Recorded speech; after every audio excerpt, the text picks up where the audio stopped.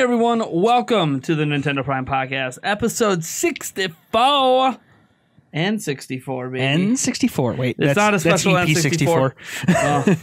No, we're not doing a special N64 episode because we are on our road to E3 week 2. Oh, yeah. I can't believe, I finally did the math on everything. There will be 6 episodes of the road to E3.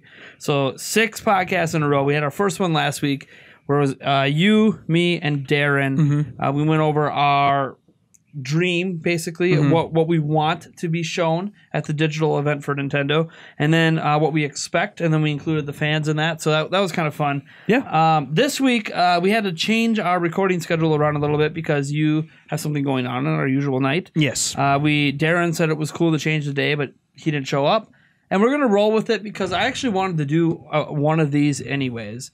Because I didn't know when we were going to do it, but we might as well do it now. Because Eric and I are going to E3. Mm-hmm. We're going because of you lovely people, by the way. Yes, thank you. You guys out there, your support, you helped us raise.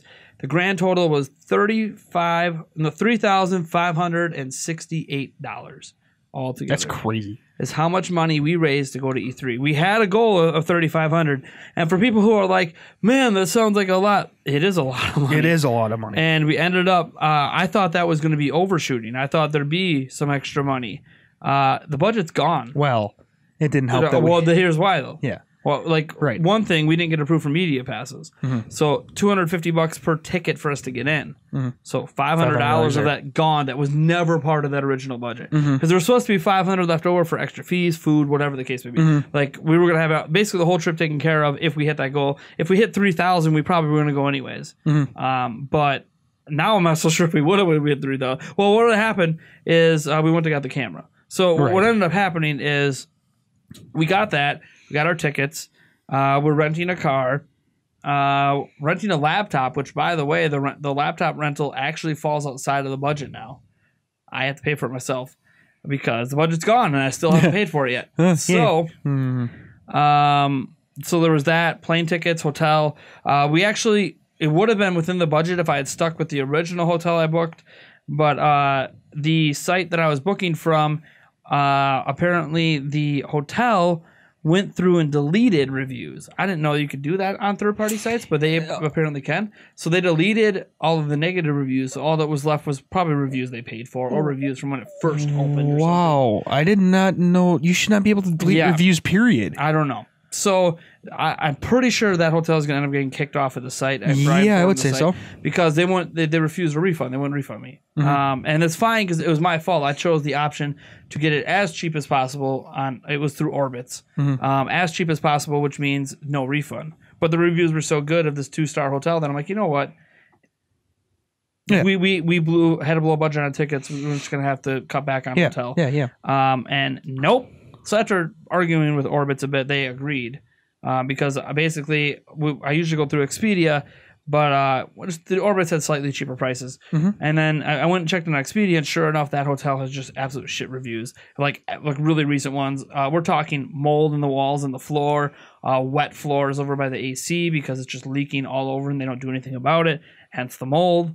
Apparently when you look down in the air vents, you can see there's giant chunks of moss growing in there. Fun. That would have done wonders for my allergies. I love E3, but I don't want to die when I'm there. Yeah, right. Because there are people that are like, I spent the night and then I left. I'm like, we're there a week. Yeah, right. We could survive a night. A week? I'm going to come home sick as hell. Well, my allergy, I'm allergic to mold and dust. Yeah, I know. And I kept thinking of Eric because I'm like, oh, okay. That was the one reason why I never wanted to stay at 2 stars. I'm like, well, he's allergic to that stuff. I'm not as allergic, but I also don't want to get sick. Right. And if I don't get sick, I could bring crap back. Not to mention, depending on what type of mold that is, that could actually kill you. Yeah. So I just decided that we're not going to do that. After talking to Orbitz on the phone, they went and talked to the hotel and basically yelled at them, and I got a refund for it. The problem with that refund is that originally the car rental was basically free, but it was only free because it was all packaged together. As soon as the hotel got unpackaged through the refund, it cost $200 for the car because you didn't get, they can't refund the car because I didn't want to be able to refund the car. Mm-hmm. So I ended up having to spend $200 extra for the car, which is fine, whatever. I'm not complaining about that. But then we obviously had to get a new hotel, and I decided, you know what, I'm not even going to fuck around with these lower ranked hotels that have bad ratings or so-so ratings, because these so-so ratings are from last year. Who knows if they've even maintained, how much worse it got. So we're not saying like a 5-star or anything, but we chose a hotel that all of the recent reviews on across 4 different websites of the past month, I basically said it's like a brand new hotel. It's amazing. It's only a 3-star, but apparently people feel like it's like a 5. I never understood star ratings on hotels anyways. There is a huge difference. Well, like American Inn is usually considered a 2 to a 2.5. Yeah. Okay. That's usually that's tolerable. That's good. You don't want to go below that. Yeah. You don't want to go bedroom motel star. No. Yeah. 1 star, 1 star and a half. Oh yeah. Or even if they have a 2-star, it's from like 10 years ago when they got ranked. You know, they're nowhere close to that today. So there is a big difference, because you have the American Inns, which is about as worse of a hotel as I'd be willing to stay at for a week anyways. Which, by the way, American Inn hotels are usually not too bad, at least the ones around here. Yeah. I do know some across the country are maintained like shit. Well, that can be any hotels. Well, because funnily enough, the initial hotel I went to, that we booked at was an American hotel that has all these crap reviews. Oh, so, nice. Even though it's nicer around here, it depends on hotel management, depends on budgeting, depends obviously on how many guests they have. The more guests you book out, the more budget you have at that specific hotel. Blah blah blah. Who owns them? Because it's usually not one person who owns all of them. It's a chain.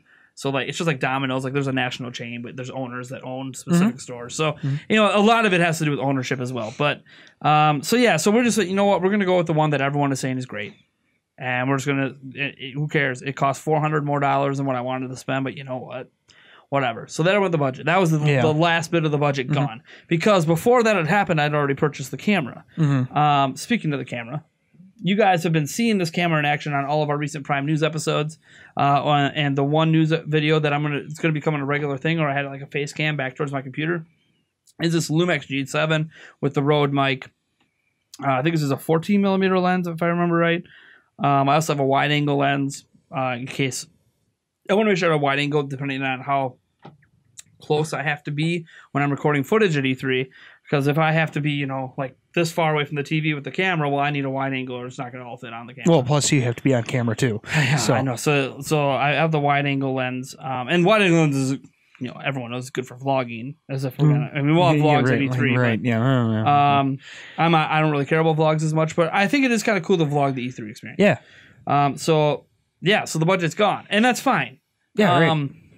That's completely fine. I'm not even complaining about that. I mean, we were raising some extra money, and we will be for live streams moving forward. If people want to donate just to help out with the costs that were unexpected. It feels like just like last time, unexpected costs just come out of nowhere. Just hey, as long as when we get there, we don't have to pay extra money for the car. That's the caveat. Extra money for anything. That's the caveat. As long as when we get there, I mean, there's always extra money. Like things I didn't even count into the budget, baggage fees.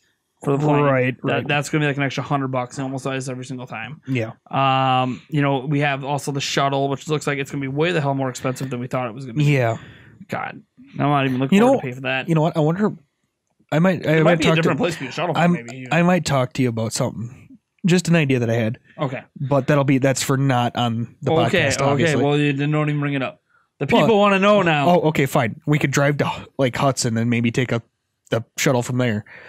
So we park at their thing in Hudson, and then it might not be as more of expensive of a ride. Where does I have a question. So you know, I think it stops in. No. Where's the one stop that's by Menominee? I don't know. I'm not sure. Because I know you can go to Mall of America from that one. But does that one stop at the airport too? I don't know. We should find out, because that's like, isn't that? I don't remember. That's like really cheap. Honestly, that just runs back and forth all the Honestly, we don't even have to get to the airport. If we can get to Mall of America, we could take the light rail right over to Mall of America. That's right. Yeah, that light rail is so amazing. We'd have to get. Well, I mean, now we're talking about getting there way early, but our flight isn't early in the morning. Yeah, so we have time. Actually, yeah, we might want to look at our shuttles, even if it's to Mall of America. Yeah, because we can get that's free parking. Yeah. Absolutely free parking. Yeah. And if the shuttle's cheap, getting on the freaking railway is nothing. Oh, yeah. No, that's like it's $6. And the reason we're talking about this is because the place we did last time was like $20 a person per one way, which wasn't a big deal. But now it's like $185. Yeah. One way. Yeah. So it's like, it's going to be, $350 for us to both. Yeah. Like, it's just ridiculous. I don't know why the prices went up so much in 2 years. Gas prices haven't fluctuated that much, I can tell you. No, they really haven't. But maybe they're just not doing as good as business anymore, so they got to charge a lot more. It beats me. But yeah, so I guess we're just gonna have to talk about Explode because we are gonna try to do things as cheaply as we can where we can. Well, yeah, obviously. But yeah, so like here's the thing. Some people talked about in the last live stream e-bagging or whatever. Yeah.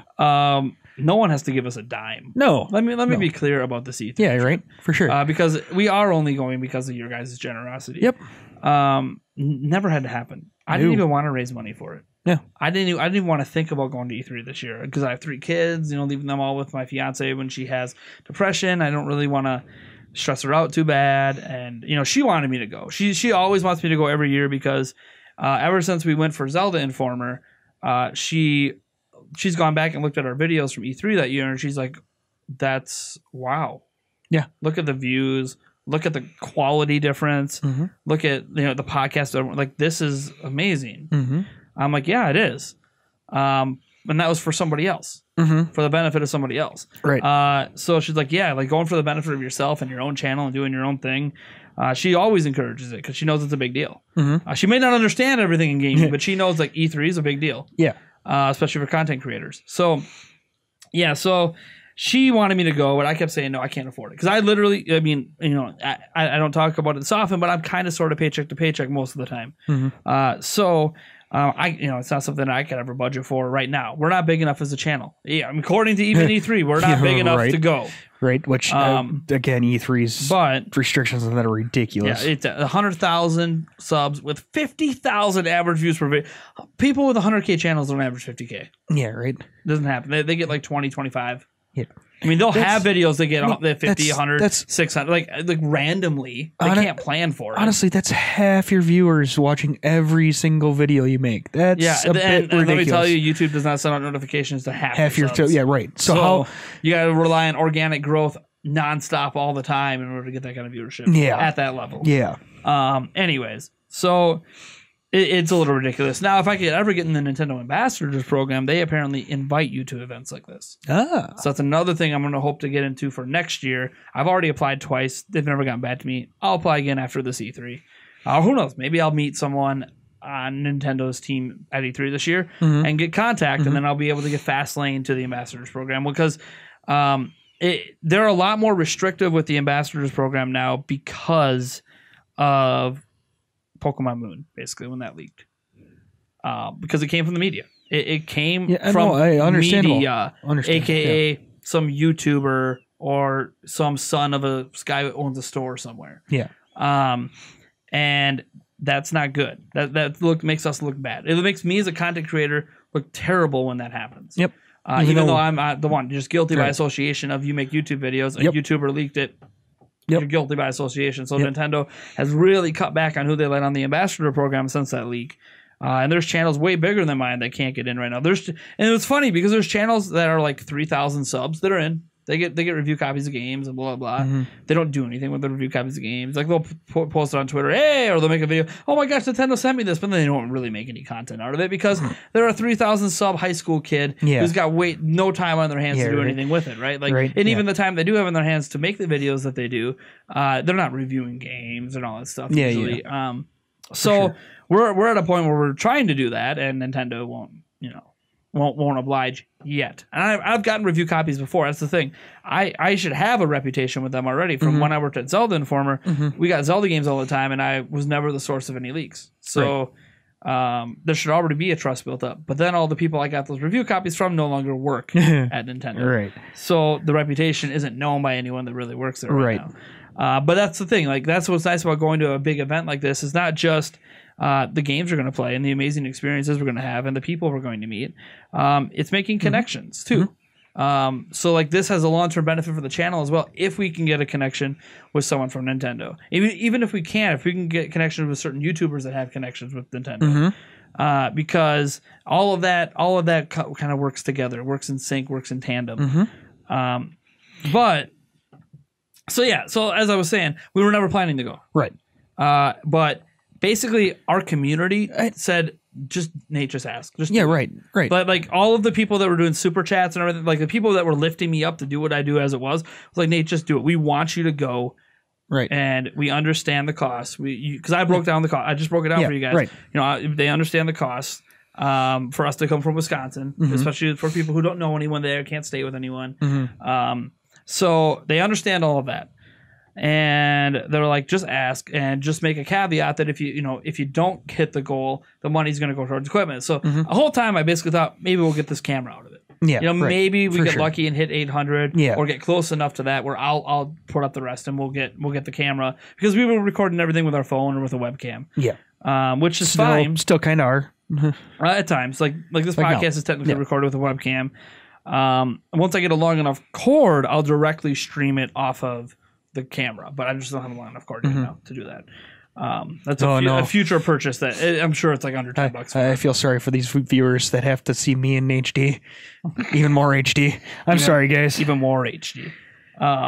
Yeah, it'll be what, 4K 30 FPS and true 4K, like no fuzzy blurriness. No, boy, you'll be able to see my nostril hairs, and they are there too. They are. I have to buzz them like 3 times a week, and you can still see them in some videos if you pay close enough attention now that we have this new camera. $10 says people go back and go, hey, look! Let me zoom in. Can I see it now? Yeah, right. One thing, I don't do any close-ups of my face. There is the one video from this past week though that there is a close-up of my face. So if you go to that, maybe you'll notice some nose hairs or something, or ear hair or whatever. Why would I mean? So yeah, we said, okay, fine. What's the harm if they really want to help us out to go? What the heck? Let's throw it out there. Fast forward like 4 months later, we have enough money to go. Never expected. We had the money. We didn't hit our goal. We had enough money that we said that if we did hit that part, we would go for sure. Yeah, once we crossed 2,000, or it was 2,500 or whatever. 25, I thought maybe 3. No, 3,000 we were going for sure. Yeah. But once we basically, I was already looking into equipment when we were at like 500, because we were 2 months in at 500, not even close to on pace to go. Be Righteous came through big time. Oh yeah. And once he hit us with some huge donations, we looked at it and we're like, okay, him combined with other people, we're over $2,000 now. We should probably go. Even if we need to stay at a dive or sleep in the fucking car, find a way. We're just going to have to try to make this happen. Yeah. And then it just kept going. And then we hit our goal, and I'm like, okay, well, you know what? Awesome. Thank you guys so much. Right. And again, thank you even now. So it's very humbling. So like when you see me in the streams and I have like that little ticker up, looking for I guess I'm calling it spending cash, although it might just go to pay for the laptop rental at this point. Right. Actually, you might want to even just change it to laptop rental. Well, whatever. At this point. Whatever. It's money to use for E3 at my discretion. Right. Because I might have to rent the laptop before we hit the goal. So right. I'm going to use my money, and then it pays me back. I don't know. Whatever. Right. We'll figure it out. I think, and thankfully, I had a little bit of a tax return, so I got ahead of some of my bills, which was a big thing to try to have some extra money of my own. Still don't have a lot because the money we have coming in June is actually below par, but that's okay. They got a tax return. Let me plan ahead a little bit so I can get through June at least. So here's the deal. Thank you guys so much. It's hard to explain what this is going to mean for us because I don't even know what it's going to mean for us. Yeah, right. In terms of, we don't like, we look at our last trip and we'd be like, look at all the views we got on like that Step Talus video or whatever. Who knows if we're going to get views like that again? Right. There's no guarantee. Right. No, we were one of the first people in the world to have a video defeating that person up. We might not even be close to the first to do anything. Right. Well, especially now that we don't gamer have passes and we're going in late. Right. Even then, like everyone else is going to have an opportunity before us, and get have opportunities to get hands on their games more often. Like we played Breath of the Wild a zillion times. Now we might have 2-3 dozen games to try to play, so we're not going to get multiple playthroughs. Right. So who knows what's going to happen with that? And what I will note is after day one, I do plan to at least put up a question for people. These are the games we know are playable. Right. What are the games you want us to focus on? I was actually just going to ask you that. So we can make sure we hit those games for sure, no matter what, before we're done. Because if there's too many of them, we might not be able to hit them all. But although the last day is usually not as hard to hit them on the last day. Right. Especially if we're looking at the third party and not in a Nintendo booth. Right. Because Nintendo booth, you kind of want to get that all the way before day 3, or you want to save it for day 3. But we'll see. Because obviously we want to get Smash footage and all this other stuff. We want to be one of the first people with it. So we'll see what happens. But there's because just as like a fan topic question here. Elizabeth Bollinger put up a question for this specific type of podcast about like what happens if at E3 we don't see a bump in viewership, we don't see a bump in subs, and nothing really changes. What does that mean for the future of Nintendo Prime? And I replied to her, but I want to kind of make this public to you guys as well. Is the future of Nintendo Prime was never dependent upon E3. As I said, we were never planning to, like 5 months ago, it wasn't even a fleeting thought. Someone just asked in a stream, and I said, well, this is what we paid, what it cost us both last time. You know, we're probably going to need to get that kind of money again. Neither one of us can really afford it. And it just went from there. And the thing is while I see potential that E3 could build a bigger audience for us, you know, maybe we hit 40,000 subs in June. I don't know. Maybe we don't. Maybe we're only at 33. Maybe we're at exactly where we're at right now. Right. Because thanks YouTube. Yeah. We'll get into that a little bit later. No, actually, you know what? I'll probably save that for to yell on the stream. Yeah. No. I know. Yeah. But what I will say about it is I personally never viewed E3 as the be all end all for this channel. It's not. If it's successful, we hit the ground running. If it's not successful, things hit the dirt and we're done. That's not the way it works, man. I'm doing this because I love to do it. The only reality that could happen is because our revenue is lower right now. The push does come to shove, and eventually, if I'm not making enough to support my family, I do have to get a different job. And that doesn't mean I'm going to be done here. What it means is that I'd be doing less content. And E3 is not really going to change that instantly, because whatever money we end up making through ad revenue or whatever, and this is assuming our videos don't just all get claimed anyways. We might not make any ad revenue. Like I made 0 ad revenue off the Step Talus video 2 years ago. So who knows what's going to happen now. But what I do know is if we don't make any money off the ad revenue, oh well. And if we do make a ton of money off ad revenue, I'm not going to see it for 2 months. So it does nothing for me in June, does nothing for me in July, and I have to have money in June and July. So my money for June's already set. Money for July isn't set yet because that's the money we make this month. But and it's not looking good this month either. We're even below where we were at this point last month. But what's nice is, and here's what's really nice for people who talk about the viewership and the subs. Our viewership's up. This past week, our viewership is way up. Our sub counts are way up. We've gained something like 250 new subs over the past week, which is what we used to get in a month. We've been averaging over 10,000 views a day when we usually are around 6,000. Viewership's already up as we start hyping up and get closer to E3. Some of that's because of the specific rumor videos. You guys know what I'm talking about. But it's not just that. All of my videos across the board are performing a little better, except for the podcast. So only the people that really care are watching this one. But I feel slighted. No, I'm just kidding. I'm kidding. People hate me. I know. It's all good. No, they don't hate you. They want more of you. No. They want an Eric only series. Oh, wow. I don't know what. Really? Yeah. Seriously? Yeah. Why would you? You know what I should do? I should find a way to sub you in for right. individual news videos. Sometimes. All right. Yeah. Well, yeah. Hey, it's a weekend. What are you doing? Come over here and record this. Yeah. Yeah. Right. Let's get your personality in on this news. Oh God. I can't talk. What are you talking about? I'll be the guy that you hear yelling off in the background. Yeah. Talk about this! Holding up the cue cards. Yeah. Did you think about this? Hold on. Let me whiteboard this quick. Yeah, right. Yeah, right. Yeah, so, yeah, like, whatever happens. E3 is going to be a wonderful time. I hope, anyways. It's going to be amazing. Yeah, right. Now, I've been doing a lot of talking.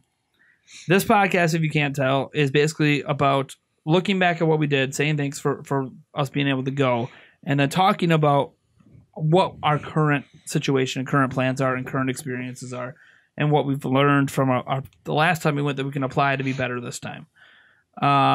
One thing that I could tell you right now is we both have business cards this time. We both had. Well, no, you had business cards. I was the only one with business cards last time. Right. Even though we were by each other's side the entire time, which is another thing that might change, well, is going to change this year for some things. The big thing is I was super nervous. Eric was less nervous at times. Especially driving. Yeah. Well, LA traffic's crazy. It doesn't mean I won't be times I do drive, but, Right. but when we go to the convention center, it's probably going to be Eric driving. Yeah. He's a more aggressive driver, and you need to be ultra when aggressive. when needed. Well, in LA, if you're not aggressive, you go nowhere. Yeah, for sure. Or you just go in circles. Or you go to the back roads. So you can't go back roads to the middle of downtown. Yeah, we did. We No, through- we went back yeah. roads back to the hotel. Oh yeah, that's true. To get Yes, to the yes. convention center, you have to. Yeah, that's true. That's true. Anyways. Okay. Yeah. So we go with the business cards. 2 reasons for that. If I freeze up again on someone that he's not freezing up again, he'll hand him the card. Mm-hmm. At least one of us has contact. Make it happen. Another thing is because we're going to be split up at times. He got a brand new phone. I did. 'Cause- Specifically for this, actually. I mean, he needed a new one. I did. But he specifically got a new phone for footage recording purposes. So he can go on his own and record footage of games. Because unlike last time where it was just one game, we have a whole bunch of stuff to worry about. I mean, come on, it was Wii U. No one was supporting it but Nintendo, so it was just Breath of the Wild. On Switch, there could be NBA 2K19. Yeah. We could be talking about Wolfenstein 2, which releases in June. That could probably be at E3 playable somewhere. No More Heroes is probably playable somewhere. We know Octopath Traveler is going to be there somewhere. This is before we get into Nintendo's own offerings and before we get into any new announcements that we don't even know about. Right. There could be 2K could be bringing everything. We could be GTA 5 in it up there. Okay. And the thing is, to maximize our coverage, we might have to split up. So then we also have the business cards for anyone we meet along the way, other YouTubers, other influencers, or heck, maybe he bumps into Miyamoto trying out PlayStation VR or something. Just hand him a card. Yeah, there you hey, contact us. Contact Miyamoto's us. probably going to throw it away, but Right. whatever. Why not? If you can even get past the security to get Yeah, it to him. right. Just what you do is you just what you do is you just take a whole handful of your business cards and just throw it at him. I didn't see Miyamoto last time. No. He was there. Yeah. We did see him on the stage at Treehouse. Yes. Of course, at the time that we couldn't go sit on the cushions. Right. Because there are yeah. times that anyone can sit on the cushions, Yeah. even when Treehouse is doing their thing. And there's times when they're like, and then select people can sit on those cushions. When Miyamoto's there, it's select people can sit on those cushions. Well, I don't even think. Well, we didn't even attempt. I think they it, worry so. about like people rushing them because there's not really there's like no security between. Oh no, those not at seats all. And Oh yeah, at not least at when all. we were there. Yeah. There was like no. It was just no. There's the camera crew. You just run right past them. Oh yeah, for sure, easily. The security is around it. Yeah. So it's like, yeah, they might get to you, but you're gonna outrun them if you really wanted to get to them. for sure. So trusted people. Yeah. Well, I mean, we never even attempted to go sit down. So, I sat down once. oh, did you? Yeah. Oh, Yeah, once. you never know. But there was nothing. They weren't streaming or anything. Oh, I was okay, just well. resting my feet. Oh, yeah. Yeah, remember? But- when we, yeah, right, we right. sat down No, for a yeah. little bit. Well, I But wanted to be comfy. And when we they don't were know how streaming- we don't know how the booth is going to be set up this year. Last year, the Treehouse Last wasn't time, yep. outside; it was inside their booth because they had a stage and they were doing all those tournaments. Now the tournaments aren't happening at E3 this year, so who knows how they're going to set it up this year? Yeah. No, they're happening at E3, just not at the convention center. What? What? They're happening at E3, just not at the convention center. Correct? What? The Treehouse thing? Oh, yeah. No. The tournaments. They're running at the same time as E3, no. just not at the. No, they're not at the same time. Oh no! Oh No. I thought they were. No, they're at a completely different building, and from what I can tell from the times, the preliminary rounds before the finals are on Monday, which have nothing to do with Nintendo anything. Okay. I mean, they might end up running during someone else's press conference or something. But Okay. the finals, right now, the times are slated for after the show floor closes. Basically, they're Oh. going to go from Treehouse live the at E3 same- to. It's the same time frame. Well, yeah, it's all connected. Right. Just not at the convention center. That's Yeah. that's what I meant. Yeah. Not at the convention center. It's at a different place, which we'll see when we're there if we want to get tickets or not. Based on what we've seen in the past, they're never sold out. So just because there's just so much other stuff going on. But we'll see if we have time to squeeze it in on that Tuesday. And we might, because we might end up going in on Tuesday, and the lines are so long that we end up getting no footage besides just general footage of the B-roll footage of the booth, or maybe like, oh, we're at E3, like some vlog stuff, but stuff that we don't need to do a lot of editing for. So we're like, you know what? Let's do a day one vlog and let's hit up the tournament, Right. for $20 or whatever it was a ticket, and just get Why not? something Yeah, out right. of Why this. not? Anyways. Yeah, right. Who knows? Maybe you'll see us on the live stream screaming in the crowd. Yeah. Woo! Go Mango! Mango's We'll just get a giant Nintendo Prime banner and we'll just Woo! No, we're just gonna paint our chest. We're Wisconsin guys. Duh. Why? Wait. Sign. We'll be tailgating in the back. Tailgate. Yeah, exactly. Anyways, is there anything we did last time we went that you would do differently this time?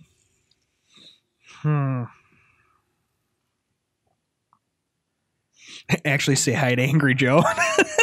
No. We literally were like I could just go like this and have you touching Angry Joe. Yeah. And I remember I encouraged you. I said, go say. It's funny. I'm encouraging him at the same time that I backed down from everyone that I cared about. Yeah, right.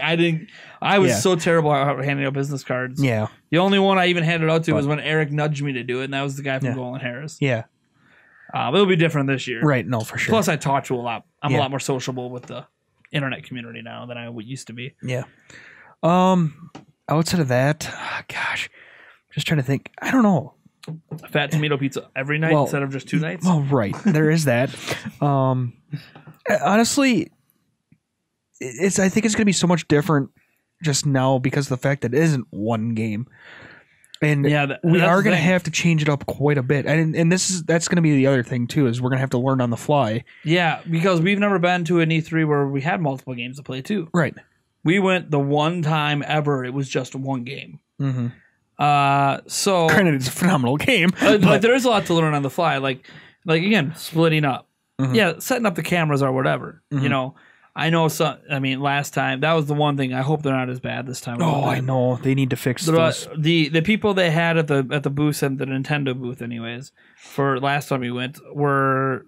Well, the thing is some of them were really good and some of them were just terrible. Well, like I wanted to set up a camera or have them hold the camera, and then like, oh, I have to go ask someone if that's okay.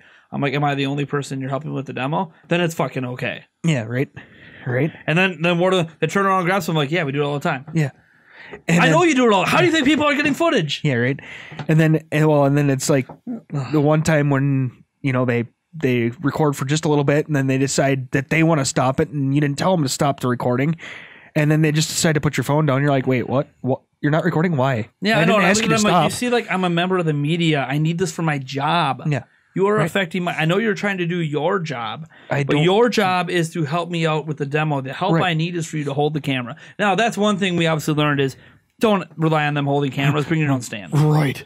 Yes. So even though it's a pain in the butt to bring an extra backpack or 2 backpacks as we'll have, and have a little pole sticking out, whatever. You know what? There's people like we're not the only ones. There's people walking around with poles sticking out all the time. Like it's not, you have to bring your own stuff for that. Oh, no one, at least from one, because we with Zion from Zelda Informer back then, he was doing it with his camera. He was setting it up everywhere, and they were letting him do it. Like it's not an issue to set up your own stuff.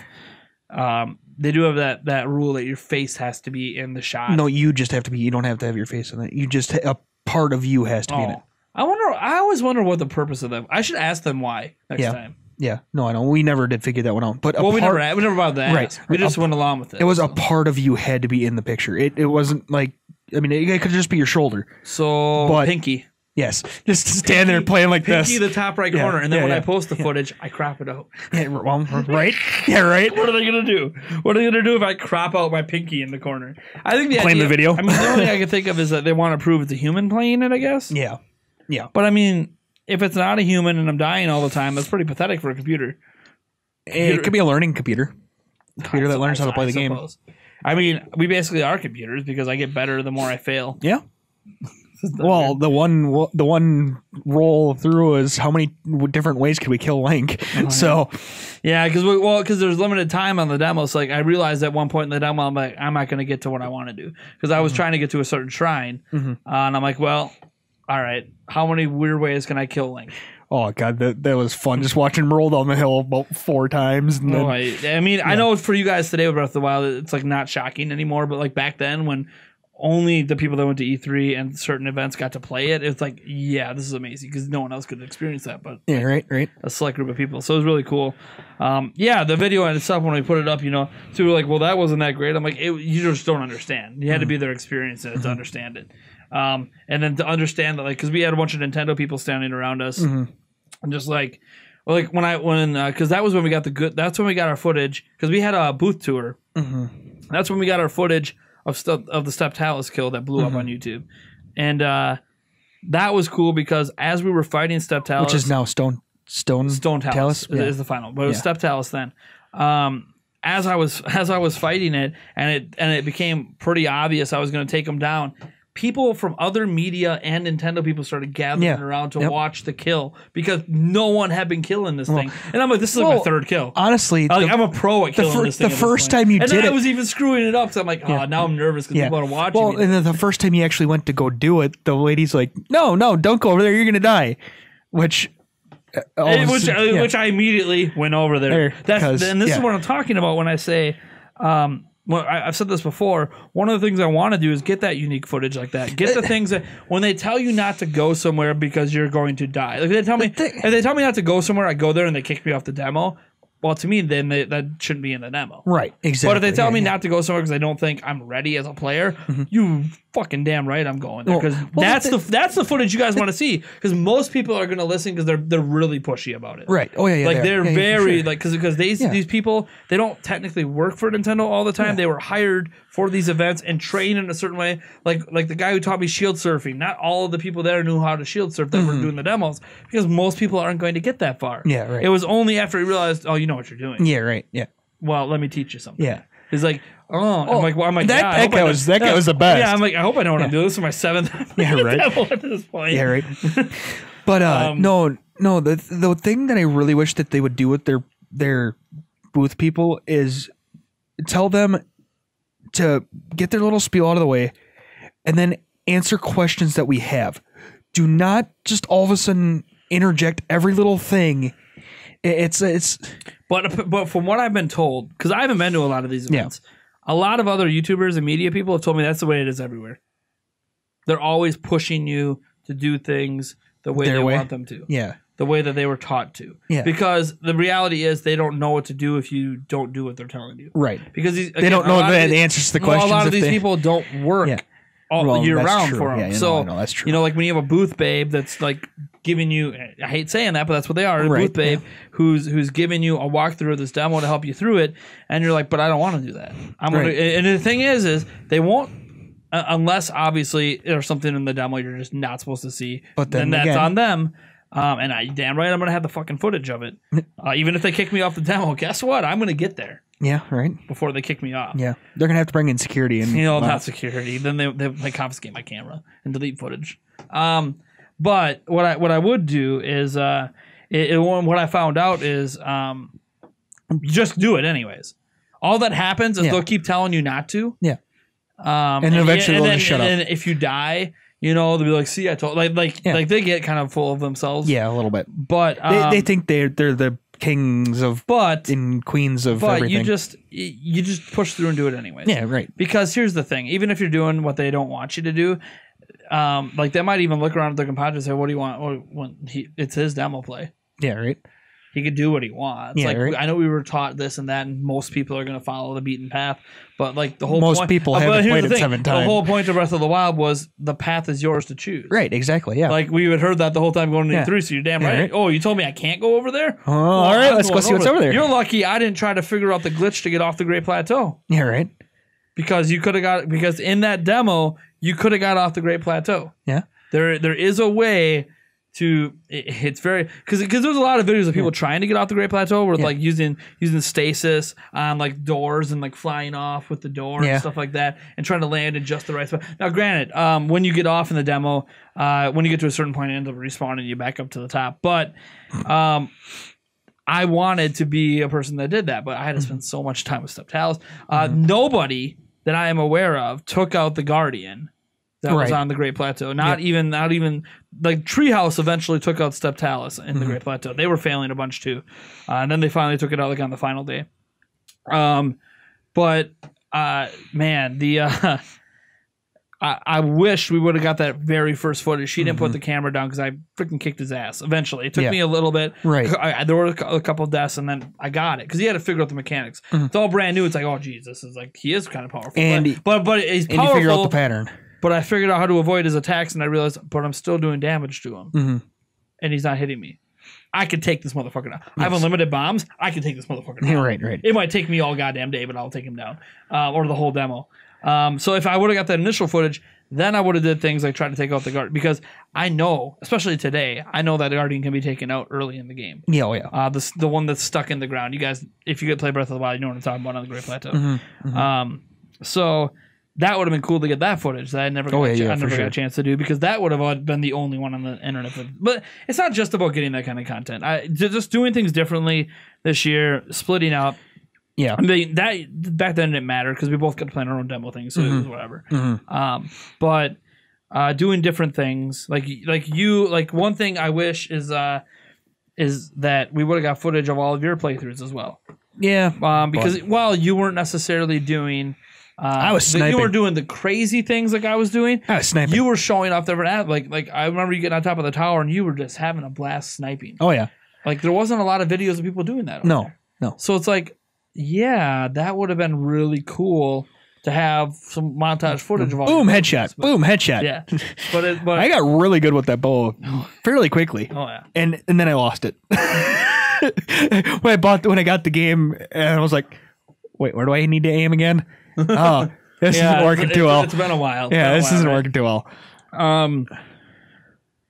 Yeah, this year's gonna be a lot of on the fly, because we're splitting up for certain chunks of it. Maybe we'll meet back up for lunch and stuff like that. Yeah. and see where we're at and see how the footage went for sure. Because we'll be texting, but it's kind of sort of it's a lot, and you're standing in lines a long time. At least at the Nintendo booth. What else would I do? Because day one, I don't know if we'll split up day one. Right? Yeah. We'll go ahead and have to see what it's like when we get there. No, for sure. Because we were even talking about maybe we'll skip Nintendo's booth day one if the lines are not that bad at other places that have Switch games. The other thing too, which doesn't apply to us this year as the other ones did, but that final day when we learned that we could have actually gotten early access to the show floor, because we were just standing out in the what crowd. That basically means is you're at the front of the line before everyone else comes in. I mean, that last day we sat and at that's the front not of the line possible day one. But day 2 and 3 it is. Oh, it is? Okay. So day 1 it's not. Oh, okay. You can't get in early day 1. But day 2 you could have got in early. Okay. And day 3. Well, I mean, it was fantastic. I mean, we were just sitting in there and the guys were like, the guys were talking to her like, wait, you guys are media? You can go in now. Like, wait, we can? Yeah. And then all of a sudden we're like, okay. And we were like all looking at each other like, who's going to go first? Who's going to go first? And they're like, what do we do? Do we ask them? I'm like, just act like you belong. Yeah, right. See if they stop you. So you walk in. Who walked in first? Was it you? I think it was me because I was saying you do it and you're like, it's your work. Yeah, right. So I'm like, fine. You know what? I'm just going to walk in like I know what I'm doing. Just show your pass. And if they stop me, okay, what's the worst? So you what's the just worst? say, They stop me. They're not. Oh, sorry. I didn't realize I argue with them. Oh, sorry. I didn't realize I told could me go. out media I could come in early. Yeah. I don't know. Yeah. But here's the weird thing. Like this, you just play dumb. That information isn't really available. Like when they send you your stuff in your email about your E3 media patent, like none of that's in there. Yeah, no, right. Now that it happened, I looked and you can find a specific part on the site that talks about it, but it's in really small print. And obviously, because they want you to not know about it. Only the ones in the know, the veterans, they want doing it. Right. That's not going to apply to us now because we only have. It won't apply to us for Game Pass. We actually have limited access the first 2 days. The first day is the worst. We can't get until 2. I think it's closes at 5. We'll be lucky to get one demo in. But we can also get a bunch of B-roll that day along the way. Right. We can try to get most of our B-roll. I mean, the last day is really good for B-roll because on the last day, a lot of the media is done. So, yeah, you're still dealing with a lot of the Gamer Pass people, but the lines usually aren't as bad. And on the last day for Gamer Pass people, we get to be there all day. Yeah. From open to close. Whereas that's not true day 2 and 3. Day 2, we get there for most of it. I think day 2 we get there at noon. I think it's an hour after the media can enter, which is also different than when we went. Because when we went, we went for Breath of the Wild the very first year. That's the first year they did the Gamer Pass. And the gamers were allowed to get in at open right away, like everyone else. Yep. So now it's like, media can get in early, but it's not just media gets in early the first 2 days. Like, they can just go get in line early. No, they literally have access before the Gamer Pass people. Right. Which would have been really nice because that means the lines are way the hell shorter. Oh yeah, a lot shorter.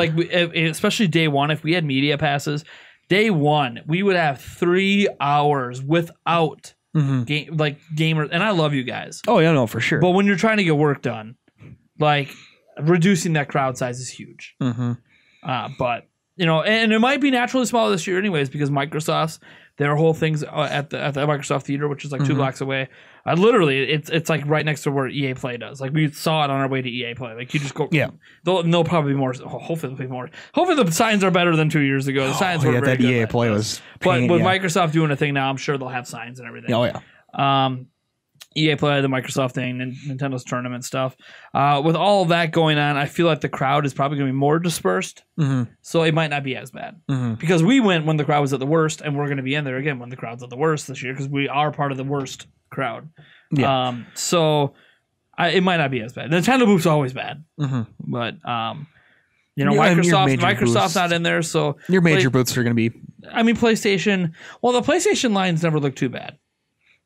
I mean, it would be 3.5 hours to get into the Nintendo booth, and there would be a line forming behind where the line was cut off to get in when they said, sorry, no one else can get in line, because there's a chance that they might restart the line. So you want to be in that line to have a chance at potentially 4 hours later being allowed back in the line. Yeah, you're right. And we got it back in every time, but I'm sure there's some people that were in the way back of that second line that never got a shot. And it's crazy. People, I mean, the Nintendo line's always great, but more in different games, it might not be bad because now. They might have separate lines for each game. Yeah, well, that's the way usually it works. As you get funneled to, like, this is the Odyssey line, this is the, or like it would have been Smash last year. line, this is the... And the Smash line is going to be big. Of course it's obviously. Big. I expect us to get one play session in on it. That might be one that we go together and hopefully fight against each other. Maybe. That would be kind of cool. It would be, but I highly doubt it. So we can have a little throwdown. Wouldn't that be sweet? That should be our tiebreaker on the betting special. If we tie... Whichever of us wins 1-on-1 Smash 5. First ever match against each other. Oh boy. On Switch. That would be insane. All right. Watch, it never happens. Well, the chance of us... You know what? I shouldn't say the chance of us needing a tiebreaker is not... We have been so damn close to needing a tiebreaker. It would have worked for you. It would have worked for you, PUBG. Thanks, PUBG. You got me the win in that last fighting special. I still claim it's BS because it was after the damn next day. Well, it was announced that day. Just nobody knew. It wasn't announced on TV. We couldn't find it anywhere on the internet either. Until the next day. The next day. So I'm pretty sure they may have said they announced it. It was still part of the event. It was part of the event. I'm still saying that they probably said that they announced it. We never said it had to be shown on TV. We said it had to be from the award event. And whether you could say the event was over or not. They were given awards by the Game Awards. Yeah, but the event was over. They got an award from the event? Yeah, after the event ended. The live event. There's after parties. Just saying. You know I won. You're just mad because you thought for a full 24 hours. Because we both thought, well, what do we do? Forgot. What do we do? Well, we just said, well, I mean, if we don't get it. I guess tiebreaker. Yeah, if we don't get a tiebreaker, and he won the tiebreaker. Yeah. So it's like, for 24 hours, we both sat there thinking that Eric won the betting special. Because I don't know. I don't think you've won a betting special yet. Yeah, I've won one. A betting special? Yeah, I've won. You beat me in a stream thing. Yeah. Monopoly or something. Yeah, something like that, yeah. But I don't think you've won a betting special. Was it Uno? We've only had two. I think it was Uno. Yeah. We've had two of them, and I'm pretty sure I won them both. Yeah. But that last one was really intense. Yeah. Both of us had a lot wrong, which is what made it really intense. Right. Because we both had like the same things right, and then one different thing. Yeah. But yeah, woke up the next. It was like 11 o'clock, and I just remember getting a text from you. Fuck you. Yeah. And I'm just like, I don't know what's going on. I'm taking a shower. I'm going to ready for the day. I already conceded my loss. I was preparing myself for this punishment that was going to have to be on live stream. Yeah. And which ended up actually not being as bad as I thought it was. For you, it might have been terrible for me. That's the thing. Yeah. It could have been horrid for me. I have no idea. I don't know how that pickle juice and mayo would have sat with me. But it was fun. And as soon then he called me after and he's like, "Oh yeah, PUBG won." I'm like, "Are you serious right now?" "Yeah, go check the site." "Fuck you." Yeah, right. And I'm like, yeah. Yeah, shy. I was so excited when I didn't have to do it. Yeah. But yeah, so we have a betting special for this E3 as well. You guys will know who won probably before we do. Because like we're going to be doing coverage here's the thing. Like our plan on that first day of E3. Well, here's some things we already learned. Last time we went, we packed everything in really tight. We arrived. We took the cheapest flight we could. And we paid for all this out of our own pocket. We didn't. Yeah. Like Massis back at Zelda Informer didn't comp me for jack shit.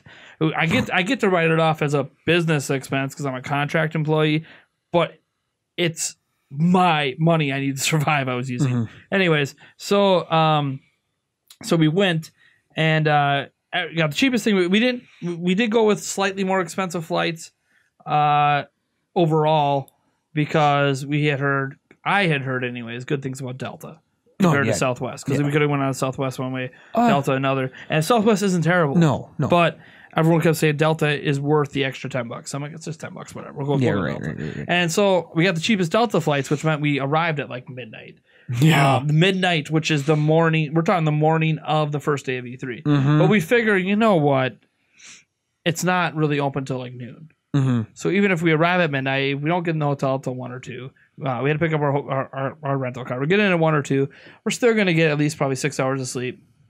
Blah blah blah. And this is with us having any driving experience and realizing how long that takes. And we were still there. We were still there plenty early. By the way. Like, we know we were, but but we were both dead tired. Yeah. And what I didn't realize at the time was it's a lot of walking. Not the walking. I knew it was gonna be a lot of walking.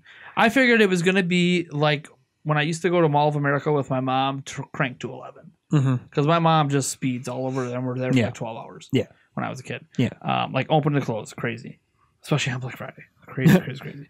But so I figured it was gonna be like that, and I knew and I have flat feet. I knew I was gonna be in a lot of pain, but you know what, whatever. You just put up with it because it's just part of what you need to get done. And man, oh man, was it a very interesting experience, because we were dead tired. We got back. We still had videos to make. I think we did the podcast night 2. Yep. But at home, get to the hotel. We ended up not getting back. That first night wasn't as bad. Well, the first night was the worst because we hit the traffic because we didn't know any better. I thought that was night 2 on the way back for the podcast. No. Remember, we hit the highway. We tried to take the highway. Well, then we did the podcast night 1. Because I was the one driving on podcast night. Was it? Oh. Yeah. So we must have did the podcast night 1 then, just to get it out of the way. Yeah, it's possible. Because we didn't know if we were going to hook up Zion and you're right. Wherever again. So we did that, and man, that traffic is nuts. Traffic was insane. I ended up going in a circle for a little bit, which I ended up just and when you don't know the area, that does not, like, you're using your Google Maps and your GPS, and you're trying like fastest route, back road route, this and that, like. It's all confusing. There's construction. There's all this shit going on. You're just like, and like you're on like an 8-lane or 16-lane super fucking highway, and like you're like in the middle figuring out how to get to the right when it's bumper to bumper. And you're used to Wisconsin where people are nice and kind of let you in. You hit your blinker and they let you in. In LA, you hit your blinker, they get closer together. I swear. Right. Like, shit, he's trying to get over. Let me literally get to the point that we're touching tips. Yeah, right. That's the way it is. Right. Like you need to just start forcing it over to the point where you're going to cause an accident if they don't hit their brake. Yep, pretty much. And I'm not used to that because even when I drive that way in Minnesota, it's not that bad. Like, I used to get mad about Minnesota drivers. I'm sorry, LA is a whole new. All I got to say is I had plenty of room. That one day, my God, coming back to the hotel. He drove after that because he was more willing to be aggressive than me. I have a hard time breaking out of my habits because everywhere I've been, like I've been to Chicago. I've even been. I haven't driven into New York City. I've driven around New York City. I've driven, all over to the Twin Cities. None of it compared to LA. Yeah. And not just the traffic. Like the traffic around New York was really terrible. And the traffic can get really bad, especially in rush hour over in the Twin Cities. But people are friendlier about it. Yeah. Even when you have your dicks, but not everyone's a dick. Right. Yeah, right. Where in LA, everyone's a dick. Yeah, it seems like it. At that it kind of seems like it's not a dick. It's just, this is how it is. This is normal. Oh, yeah. For them, it's nothing. They you feel like a dick for cutting them off, but they're like, it's just how it is. Yeah, right. And we're from Wisconsin, so we're just letting people come in. Yeah, right. And we're like, what are we doing? Now, what are we doing? By the time we're done letting people in, we've got about 10 cars in. We're going to end up 2 miles. We're actually going in reverse because we're letting so many people in. No, the what was it? One of the days we were coming back from the convention center, and for some odd reason, we always ended up having to turn left into our hotel. And we're talking cutting across three lanes of traffic. We kept talking about how could we end up going around and coming back right, but because we were right by the Hollywood Walkway. Yep. So like we're like, okay, there has to be a way to go literally around and come right. There's like no fucking way. No. The closest way was when you make like an illegal turn down some back alleyway motherfucking thing. Yeah, right. And do it, and you're just like, well, we don't want to keep. We did that one time. We're like, we don't want to keep making illegal turns. Yeah, right. Like last thing we need is get a ticket in LA. Well, and it's then we have to waste time to go pay the fucking thing right now. Right, and the thing was, it wasn't like it was a left turn across one lane of traffic. No, we're talking left turn across three. Yeah, 3 lanes. And we're talking about when we're coming back, especially. Yeah. Every time you get out of the convention center, it's rush hour time. Yeah. So even when you get back, even if it took you 2 hours to get back to your hotel, you could actually sit to turn left. Hour. You could actually sit to turn left. And I think we waited like 20 minutes to a half hour the one time, just sitting there waiting to turn left. Like because no one lets you in. Yeah, no. At all. And the thing is they block the driveway. They don't care. It's not like even though I don't know, it might not be against the law in California. I don't know. It's one of those things that like there's a stoplight not too far down the road from the hotel that we stayed at. You figure you would stop to give access to the driveway? No, they didn't care. Because in Wisconsin, it is law that especially when a light is red, you're not supposed to block a driveway. A driveway or especially a road, a driveway into a business, or if you are blocking a driveway for like someone else, like someone's personal driveway, you're supposed to as soon as you can get them in, right? Because they don't obviously like when you're in a rural area, there's driveways fucking everywhere. Right? You know who's the business driveways, right? Exactly. And that's the thing in Wisconsin. I don't know if that's a law in California, and if it is, no one adheres to it. So, but long story short, I eventually was like, you know what, screw this. They stopped at a light, and I saw just enough room in the first lane. I got through the first lane just fine, got through the second lane just fine, and then the third lane came, and I was probably 3 inches from the guy's bumper. Plenty of room. Plenty of room. It probably wasn't even this much distance. And you got to remember, the bumper was on my side of the car, and I'm sitting there looking, and he's just like, and Eric's not just like doing the slow shit. Oh, because you can't. Yeah, you were slowed a little bit because you're just like, this might be an accident right now. Yeah. But at least let's not make it worse. Yeah, right. Make it a fender bender on a rental car. Just a little bump instead of or maybe no one even gets damaged and you don't have to worry about it. Right. But he's just like, fuck it. Yeah. And then he just goes, and I'm just like, oh my God. I'm like, I was plenty of room. To me watching it wasn't 3 inches. It was like plenty of room. I don't even know if you could put a piece of paper. You might have even nicked him on the way by. No, I did not touch him. We didn't actually go out to check to see if you nicked him. We did not touch him. That you're aware of. I was the one with the best angle to see it, motherfucker. We didn't touch him. You have no idea. We had plenty of room. Anyways. But yeah, that was I didn't let Eric live that down for a while. I'm just like, dude, I saw my life flash. What are you talking about? I saw my life flash before my eyes when everyone's moving 2 miles an hour. Let me live it down. I was proud of that. I don't know what you're talking about. I had plenty of room. Anyways, but yeah. So one, we're not staying at a hotel that's left turn only. Yeah, we're not NASCARing. We're not NASCARing this. We're not valet parking at this hotel either. So. That's a little bit easier as well. Like the valet parking's just extra money. Bad. I don't. Valet parking's cool in that. Yeah.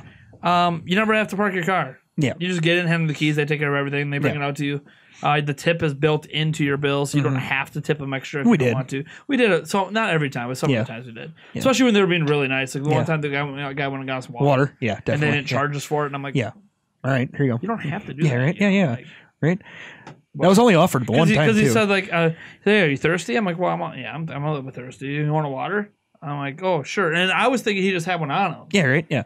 Like I was just thinking, oh, he must have like one of those little complimentary waters. Yeah. Or something. Like I didn't know he was gonna go inside sprinting into the store area, grab some water bottles, and come back out. 20-ounce bottle. I'm just like, you have to do that, dude. Like, but here's the thing. Yeah. From what I have heard. Pretty much every place that has valet, that's how they are.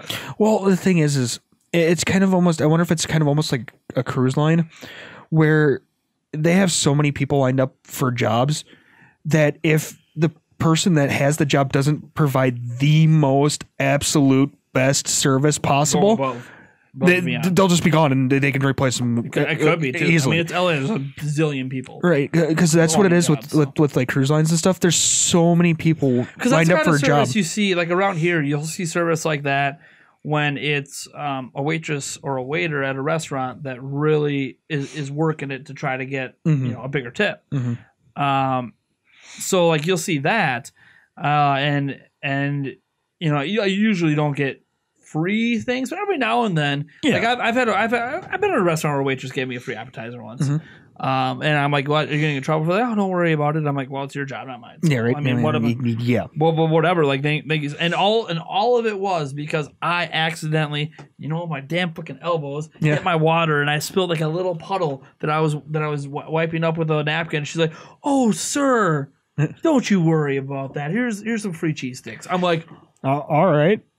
Okay. What do I get if I dump the whole glass? That's what I'm thinking. That's my meal for free if I spill my whole glass over the table. Like, oh man, boy. She got a pretty big tip, obviously. Right. I basically ended up paying for that. Yeah, well, because then I also wonder, like, if she's comping us for it, is she actually paying for it? Because that sometimes happens at bars. You'll see like where a bartender will say, "Well, this one's on me." They literally mean they're taking it out of their tips and paying for your shot. Like they're actually paying for it. Yeah. And if you don't know them and you feel bad about it, it's like, all right, you better tip them good on your next thing. Yeah, right. Because that's just the way it is. So, but yeah, like every person, that was the only one I think that asked us specifically for water, but we had some that said, "Is there anything you need?" Yeah. And it's just like, what's anything? Yeah, right. Yeah. Are you offering escort service? Yeah, right. Wait, how much for you tonight? Yeah, wait. How you doing? Well, the only problem is most of those work guys, and I don't really. There was one female. Yes, there was. There was one. Yes. But yeah, the things I'd want to do differently, I guess. Be more aggressive when meeting people. Like, yes, it's easier for me now. Back then. The thing that you have to understand about my job back then is I wasn't really a public face. You were more behind the scenes. People knew who I was within the Zelda community. Some people, but they knew me because of my work. They didn't know me. And that was kind of the way it was back then because I had worked at basically a traditional media publication. I wrote editorials. I wrote text news pieces. I wasn't recording videos and stuff that much. Like there was the Zelda Informer podcast. Yeah. That was it. Yeah, right. I didn't really do. I mean, the Nintendo Prime podcast too eventually, but I really wasn't an on-camera guy. I didn't do live streams. I didn't talk to people. I was always kind of work on my own. Sit in my office, work by myself 8 hours a day. Get all these posts out, get all the social media stuff done, be done with it at the end, and go to bed. And there's some things that are nice about that with a more traditional job like that, where you go to bed and you don't have to worry about it. And yeah, you always have to worry about new Zelda news, but it was just Zelda. So you're not worrying about that all year long, every year. And going from that to now I'm at E3 in front of all these people I watch in my spare time. Yeah, right. And it's like, there's Reggie. Yeah, right. We were like, I was walking right by, a foot and a half away from Reggie. I mean, we could have probably shaken his hand. We probably could have shook his hand because he gave high fives to some other people walking by. I'm like, could have shook his hand, could have given him a high five, could have tried to slip him a business card on the 5. Hey, Reggie, how you doing? Hey, Reggie, this one's on me. Yeah, right. Slapped his ass. slapped his. That might have got security. Slapped his ass and stuck a business card in his pocket. That might have got security on me. But I probably would have, I probably, if I wasn't so nervous, would have been like, "Oh, Reggie, can you sign this or something?" Yeah, right. I would have bust out my 3DS or whatever I had with me, just had him sign it. Yeah. I'm gonna have my Switch with me this time. I have a white back on my Switch for those who know, so now perfect to get signed. Boy. Perfect to get signed. Yeah, and you best believe I'm gonna have a permanent marker on me that is not dried out. It's gonna happen. I hope. Yeah. Unless I get so excited, forget to put the cap back on. Oh my god, I got Miyamoto's signature. I was so excited I lost the cap. Whoops. Yeah, right. Yeah. But that's the thing. It's not just even like those people, because those are the rare. Like, it's rare you're going to bump into them. You might see them, but they're like off in a distance a little bit. Right. You're not going to just like beeline to them, because that's creepy. You want it to be a more natural flow. Yeah, right, for sure. But you can try to stage it. It's an example. Like if I see Bob Wolf there. Yeah. Dude, he's been on our podcast. I'm cool. Yeah, right. I'd love to go meet him. Yeah, right. For sure. And see what's up. And what he's got going on, how he's planning to do things, or his opinions on stuff he's experienced. I wouldn't be afraid to approach someone like Angry Joe this time. Yeah, right. Like I wasn't even afraid last time. It was kind of an awkward situation. It was awkward at the time because there was an accident. There wasn't actually like an emergency that was happening like right down the escalator while we were by, and we were kind of like, man, is it appropriate? And we heard him. What was? Because I overheard him say something about it, and I'm like, okay, like there's a serious thing going on. Is it appropriate right now to like approach him? Well, no, it was more of it was the emergency was down the stairs that we were going to go around, and then they diverted everybody around. And when we came around, he was coming up the escalator as we were going. Basically, we were going opposite directions. It was one of those things that, should I turn around and say hi or just let it go? And it just ended up being one of those things that's like, no. But like this time around, like I don't want to be creepy about it, right. but if I happen to be, in line, at least just say, hey, Joe, spot someone and be like, hey, hey this, hey that, blah blah. Like whatever. And I know more YouTubers. I know more YouTubers, by the way. Yeah. Like that's the thing. I know more of them now too. But yeah. So that's being more aggressive about that, not being so shy. Better camera setups, better camera in general. Actually, your phone's gonna even better than what we could do back then. Oh yeah, right. So we'll just have better footage in general, more footage. And let me see. We're not gonna eat at Hooters this time. Right. The thing is I've ate at Hooters probably a dozen times in my life. I mean, it wasn't terrible every food, time but it was just, every time I've ate at Hooters, it's been good. Yeah. It's been good. It's not special, not anything to write home about, but it's like, you get the Hooters experience with the big boob women, and then usually you get decent wings or a decent burger. Yeah. And we went there and it was just kind of meh. I don't even know if it was good, to be honest. It wasn't bad. It was just meh. It felt like what I make at home. Yeah. Which, don't get me wrong, homemade meals can be great, but I'm talking about like I took it out of a bag and put it in the oven. I didn't really even make it. Right. Not like the last time when I made the homemade wings that were freaking fantastic. Oh yeah. Shout out to Greg from Kind of Funny, man. Your recipe on those wings are insane. They take forever, but God, is it good? Yeah. They were fantastic. They were so good.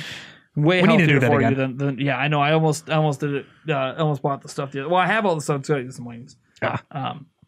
But man, that was really good. Plus, I had the awesome wing sauces too. I had like 3 different ones. So good.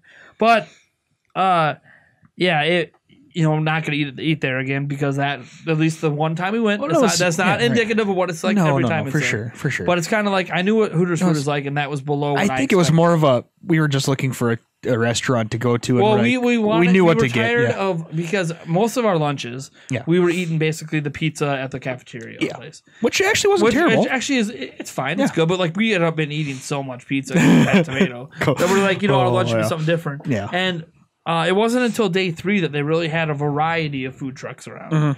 Or actually that we really noticed. The one variety food trucks were like hidden. Yeah, right. But there was like no one there. There was like 10 people out there. Right. There's like 4 food trucks. It's like, does anyone know these are here right now? I know. I got speaking of food trucks, the one meal that they're like just giving out meals for like posting stuff on Facebook and stuff like the Gator. Yeah. I love Gator, but it was for putting something on social media about Mafia 2. Yeah, because you got free Gator Gator bites or whatever. Yeah, and then so I posted it, and then got my free Gator bites, and immediately walked away and deleted the post. Yeah, because and here's the thing, I'm sure they knew that. I probably would have did that too, even now. Not because I want to feel like a douchebag, even though you could argue it's a douchebag move, but because I don't believe it should even be legal to buy social media tweets with food at an event when you know everyone's hungry because you have been freaking in line for ages, sweating. Yeah. It's really hot in there, like really fucking I'm hot honestly okay with that. to be honest, it's one of those things that takes me 2 seconds. I just feel like, I'm not saying it's an anti-consumer or anything. It takes me 2 seconds to jump on Facebook, type in a hashtag, and then just delete it. I said I would have did what you did. Yeah, but it's like, I mean, I felt a little bad for deleting it, but at the same point, it's like, whatever. Who feels bad for it? Yeah, like they're handing it all for free. They're trying to buy. They're taking advantage of the fact they're hungry to buy advertising. Right. And they had to know that. And I'm sorry, people were doing it afterwards. Now, I'm a YouTuber. You cannot buy advertising from me for fucking Gator bites. $100 a month on Patreon. Advertising tier on Patreon, $100. That's where the negotiations start right there. Right. Gator Bites. I'm sorry, I don't care how hungry I am. I'll do what you want me to do if it's something I know I can immediately get rid of. And the thing is, I actually have a little bit of a social media following now, so someone might see the tweet somewhere. Yeah, right. Yeah, I did that for free food. Yeah. Openly admit it. Hashtag free food. Hashtag this. Hashtag free food. Yeah, it's gonna be pretty much followed by that. Like, woo! Hashtag Mafia 3. Hashtag free food. Go and delete. Hashtag going delete. You can go and delete it all. Put up a new tweet. Hashtag free food. Fuck Mafia 3. Whoops. Successful. Yeah, take a picture of me deleting the tweet. Yeah, right. Oh god. Yeah. What else would I? Let me see. What else would I do different? Well, okay. So we started about talking different about how we were running right up on the schedule. So we arrived at like midnight. Oh yeah. The day of E3, and then we left the final day of E3. Yeah. And that ended up not being as bad leaving the final day of E3. Mostly because we had a late flight. So with a late flight, because we knew that you get out at 6, we know how long it takes to drive off the car. We knew we wanted to at least maybe check out the beach before we leave. So one thing we learned is that give yourself more time. Yeah. Especially if you're not used to ever being in LA. Like if you're never there, you shouldn't just like come in for 3 days and leave. It's very, very difficult to try to build a schedule around that. So that's why like this year we're flying out on Sunday. Yeah. Fucking Sunday before any press conferences have even happened. We're flying out. We should be there before a press conference even happens. I think there's a press conference on Sunday. We're going to be there before. We should be checking in our hotel before it even happens. That's gonna be fantastic. like we're not getting in our hotel at 2 a.m. We're getting in at like 2 p.m. Whoa. Like, holy shit. What's that going to be like? Like, well, I mean, assuming that we get to it, but we got to pick up a car. It might end up being 3 or 4. Well, who cares? It's still better than 2 a.m. It'll be decent time for us to have a nice dinner, time for us relax, to settle in, relax, maybe hot tub it, maybe go do something, maybe see a show. Maybe there's a baseball game with the Brewers again. No, there's not. There's not. I already looked. Well, whatever. Yeah. Just something. That was pure luck that we happened maybe to we found out Giannis is in town and we decided to go say hi. Yes, that would be fantastic. But just be able to relax a little bit. Obviously, I plan to watch whichever press conference it is. I usually like to watch all of them. And Monday, and that's the thing. We arrive, basically a day and a half before. So then we have all day Monday, where technically there's not a Nintendo thing. I'm going to be watching press conferences to help do coverage because I'll probably still make videos if there are things happening. Man, if I can get a live stream to work of the conference as I'm doing it, I don't know if I can pull it off, but if I can, I want to do that as well. And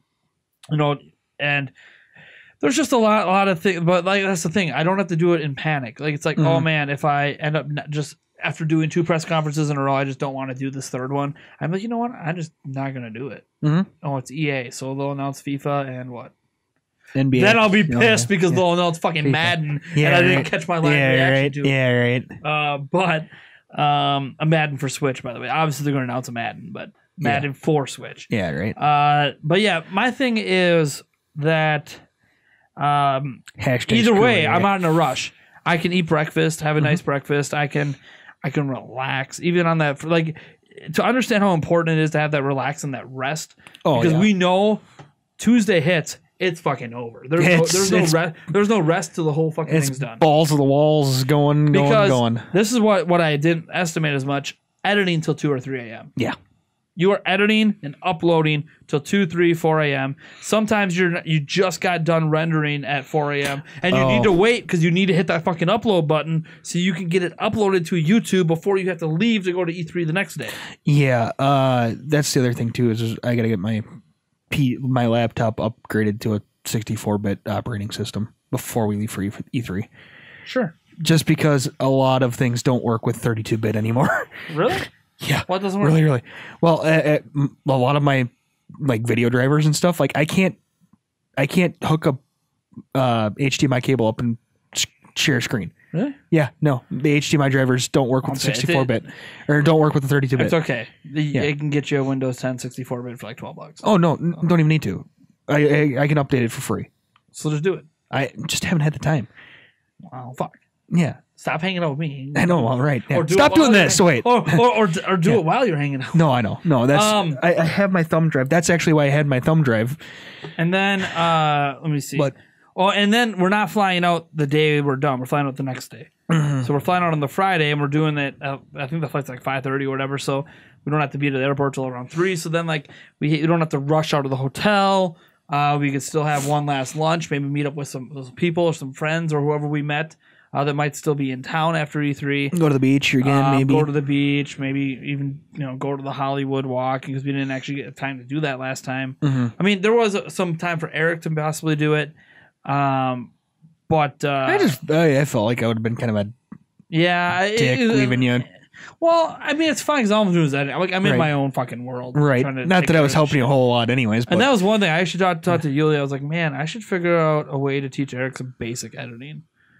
Yeah. For even for like the gameplay clip videos, there's not a ton of editing you have to worry about. For sure. Just certain things you have to watch for. And I'm just like, I know I only have the one editing computer, but what if I really just need to fucking take a nap?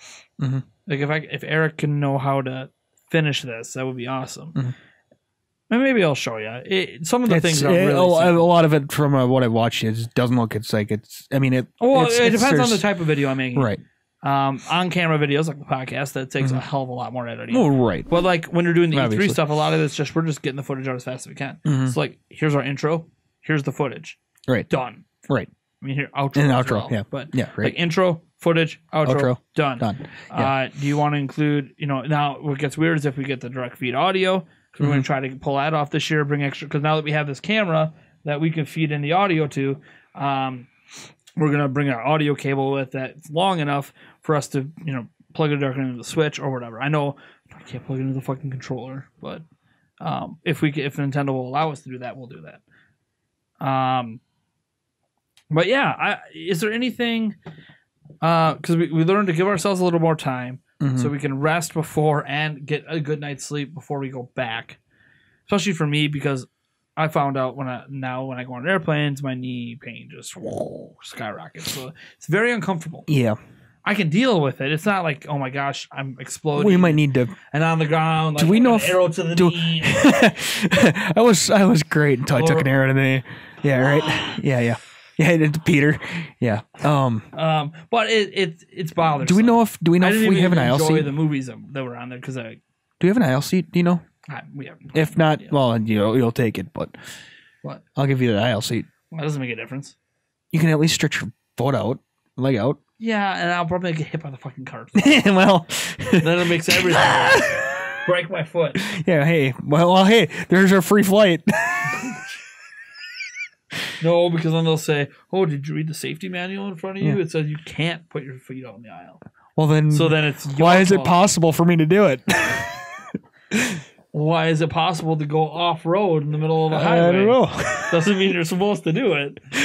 Anyways. Yeah. But yeah. Wow. As for anything else, here's what I can kind of tell you, in terms of the kind of coverage we're hoping to get, because this is hope. Yeah.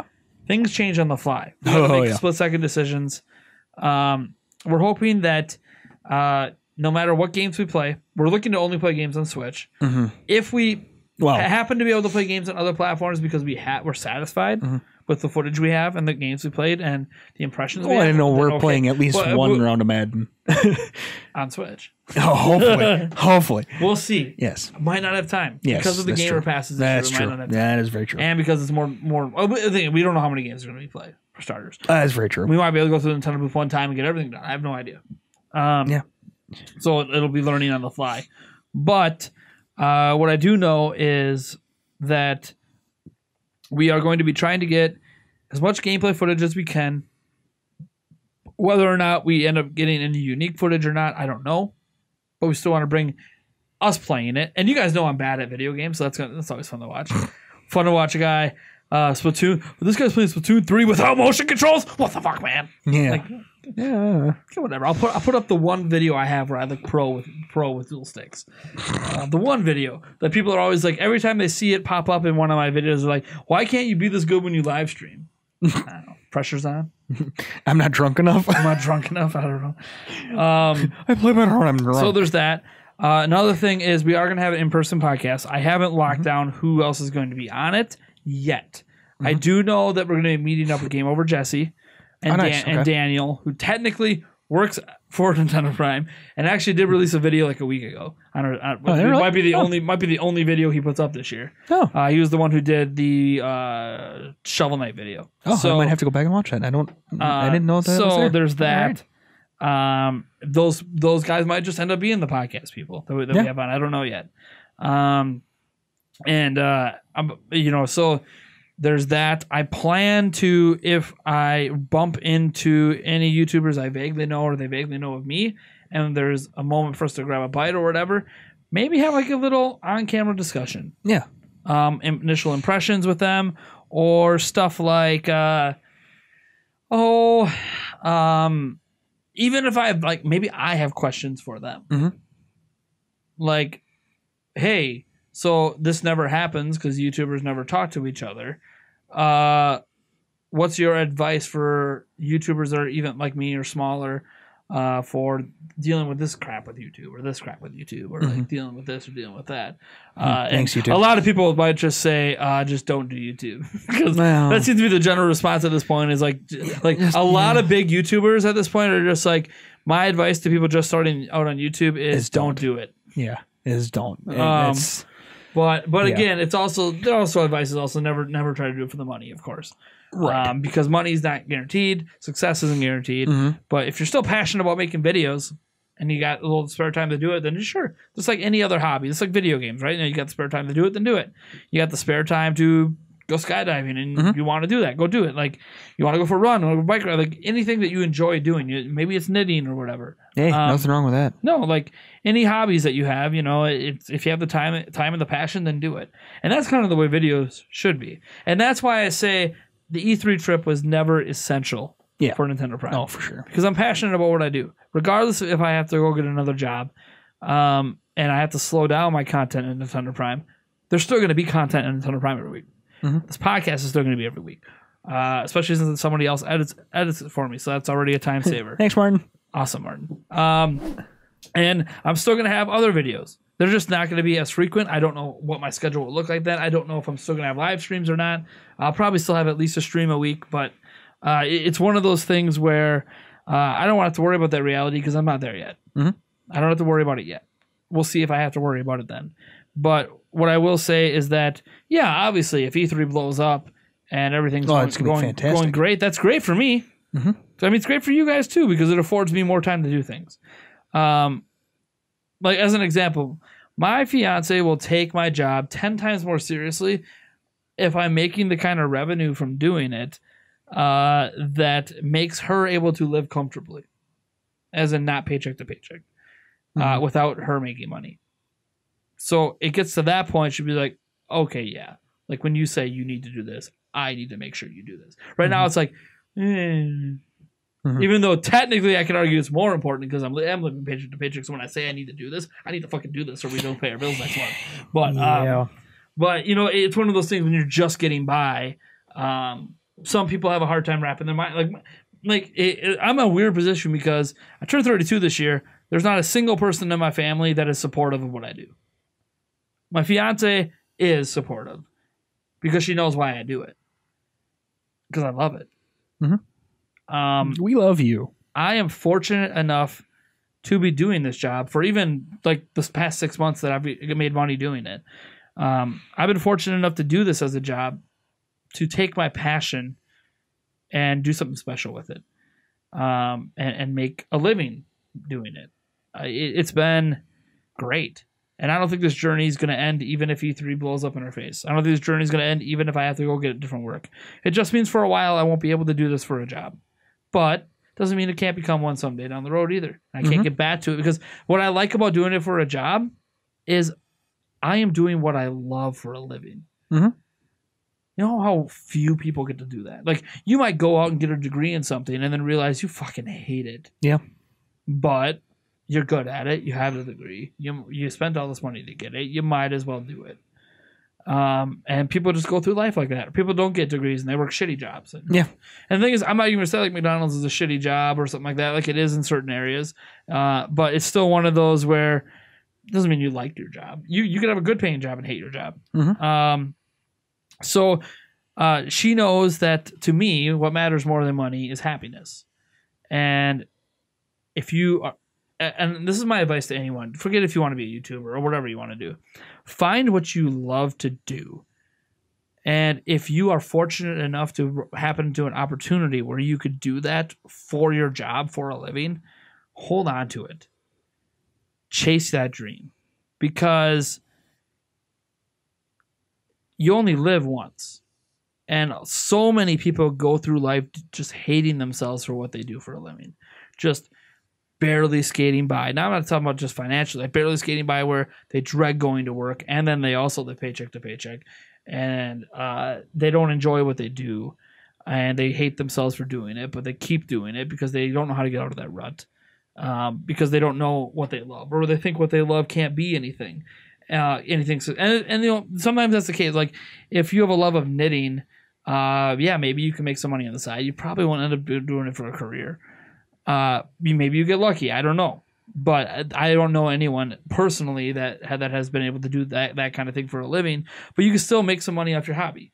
You know, you can make things and sell it on Etsy as an example. You can make gamer related things. You can make whatever. You know, interweave different passions. You like sports, make sports knitting stuff. But beyond all of that, it's just I am extremely blessed. We are extremely blessed because we're going to an event we have no business going to. Thanks to the generosity of like a dozen people. Well, and even then, it's literally like a dozen people are sending us to E3. Right. Did you understand like how amazing that is? Oh, no, for sure. I mean, it's amazing if we have hundreds of people or if it's just like a dozen, but it's like a dozen people, around 12 people said, you know what? We love what you do so much. We're going to make sure you go. No, like, for sure.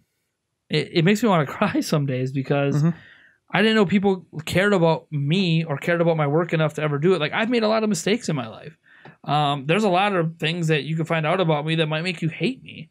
And oh yeah, I never did tell you that. and I publicly talked about this stuff before. I'm not going to keep bringing it up. Right. Yeah. You know, to keep talking about it, but it's one of those things that like there's demons in my closet, and those demons have been because of a public figure. They're completely out in the open. If you want to do enough digging, and I've accepted it. I've accepted I've made mistakes. I've accepted that I've changed from a lot of the mistakes I've made. Doesn't help that you have a very, very, very unique name. So yeah, but some of the stuff isn't under that name. It's under the name I usually right, that's true. But still. But yeah, it's just like I don't care. What I care is I love what I do, and that you guys apparently love what I do as well. And I want to keep doing it for as long as I can. I had this question asked to me from my fiance. She's like, I know you love what you do, but have you thought about, when you're in your 50s and 60s, like, are you still going to be doing it? Are people still going to care about some 50 or 60-year-old talking about video games? You never know. And I'm just like, I hope so. If my audience grows up with me and they don't believe me, then they'll be there too. Yeah. Never know. I don't know. I can't tell you. Guess you'll find out when you get there. When I get there, and if it, I mean, I don't. What do you want me to tell you? If you get there, well, I live once. I'd rather get to that point, loving what I do, and then at that point have to figure out that I need to do something else, rather than not get to that point. I'd rather enjoy what I do than not. You'd rather spend the 20 years doing something you love and then spend maybe 5 years to 10 years hating what you do than the opposite way around, where you work the job to get the paycheck and then all of a sudden turn around to do something you love. Yeah. Where it's you do something you love until you don't do it. That's one of the things that I never wanted to be that kind of person that you work a job or you find a career. Like I'm good at. The thing is, I'm actually really good at a lot of different things. Doesn't mean I enjoy doing those things. That's kind of the curse of my gene pool, I guess, is I am more intelligent than I have any right to be. I pick up things really, really easy, and a lot of things come extremely easy to me. The problem is I don't enjoy most of those things that come easy to me because they're easy. That's part of the reason. Like, it's just easy. Like, oh, geez, astrophysics, it's a joke. But I don't want to do it. Like, oh, the doctor stuff, it's a joke. I can study and learn not everything in a night. I'm not trying to downplay how hard it is to become a doctor and stuff. But I'm just saying that it's not that hard for me. Where it's hard for other people, it's not. I just don't enjoy that stuff. I enjoy this. And I'm fortunate to do what I do. And I want to thank you guys from the bottom of my heart for sending us to E3. Oh, no. This is our road to E3 week 2. Week 2? We got 4 more to come. Betting special is going to be week 6. Betting special is literally landing the day before Nintendo's conference. Oh, boy. It's going to be insane. And I'm actually going to be at the place to get it uploaded. Oh, boy. I don't have to panic. Oh my gosh, Martin got me the episode on Tuesday. What am I going to do? No, he's getting me to on Monday. It'll be all good. Yeah, there you go. It'll be sweet. I might even edit it myself just to make sure it goes up. Because I might want to try. I might want to get it uploaded before we leave. So that might be the one episode. I'm like, you know what, Martin? I'm going to take care of this. And take a week off. Just enjoy yourself. Take a week off. Enjoy E3. And enjoy Martin, yourself. You're, like right now, you're listening. Like, dude, take the week off that week. Enjoy E3. I'm gonna make sure it gets uploaded because I'm gonna we're gonna record it that Thursday. I'm gonna edit it on Friday, and it's gonna get up on Saturday. Right. So it's up and ready to go. So when I'm in LA, I just literally have to send it live. Yeah, it's yeah. So I apologize if the betting special is not as high quality editing because he's a better editor than me. But it'll be a lot of fun. Had some crazy stuff planned for that. Beyond that, I can tell you that every week moving forward now, because now that we had this podcast, there's going to be one where we're going to talk about everything else going on. So we're going to have where we talk about our expectations, our hopes, and our dreams for things like the Microsoft press conference, the Sony press conference, the Ubisoft press conference. What? Yes. We're going to actually talk about other things We're going to talk about other things besides Nintendo for 1 week only as a special road to E3 because, yes, believe it or not, we actually pay attention to what's happening beyond Nintendo. So we're going to talk about that. Actually, the original game plan for this podcast was a gaming podcast. A general gaming podcast before it became what it is today. Right. And then one of our weeks we're going to be talking about, I think it's actually going to be next week, we'll be talking about third parties and our hopes and expectations for their games and which ones we want coming to Switch specifically. So we know like some games might not be coming to Switch, like probably not Kingdom Hearts 3 or something like that, but there might be games we do expect to come. NBA 2K19 is an example. And what we expect from that. And then, there's still a week in there that's a blank right now. It's a mystery. I'm still toiling with some ideas, but we'll make it happen. Thank you guys so much for tuning in. I hope you guys weren't too bored of this particular podcast. A lot of it was a little weird. Reminiscing, talking about things that might happen because we don't really know till you get there. There were changes on a whim. There were a lot of squirrel moments. But I wanted to have one podcast in this road to E3 where it's just you and I just talking about E3, the whole experience, because the people at home don't get the experience. Yeah, right. The people at home see, this person got all this swag. Or this person got that was kind of cool. I mean, I knew that was a thing, right? You get all the swag, like some of the stuff. Some of the stuff was like Breath what? of the Wild T-shirts and coins. Yeah, right. I mean, some. Oh no! I had to mention the coins because on the flight home, his pocket. My was zipper ripped. broke. I'm fairly certain that it didn't break, but hey, at least I have one in my Dodger, or I had two in my Dodger pen. So, yep. I have all of mine. Yeah, nobody cares because mine was my carry-on. Yeah, I know. I've anything valuable goes in my carry-on. Hey, yep, learned that one. Well, you should know that. I don't know. You didn't know that on flights. On flights, anything you definitely never want to lose, you put in your. Why do you think my laptop and like everything? Was I know. My carry-on was like. Poof. It was I don't even know how we fit it on the plane. Right. I think it barely fit. I remember punching it to get it in. I'm like, you know what? It doesn't matter. Yeah. Because I'm not going to lose anything that matters to me. For sure. If I lose my clothes, that sucks, but I'll have more clothes. Well, you can shop and eat. Shop in LA. I had to buy a new travel case. And then a new suitcase that immediately got destroyed on the flight back. And then they got destroyed on the flight back. It seemed like a nice one. Because the zipper broke on the one for the way out. I didn't lose anything, but it seemed like a nice bag. But I can't use it. I still have it. And then what was I don't know what I'm going to use this year because the wheel? The wheel broke out. I'll probably ask my parents to borrow some of their nicer luggage. So the zipper broke after we got to the hotel the very first night. I remember you opening your thing and all of a sudden it was like. And like I'm not just talking about like it was bent off, like it snapped. Yeah. The zipper itself snapped. I'm just like, wait, what?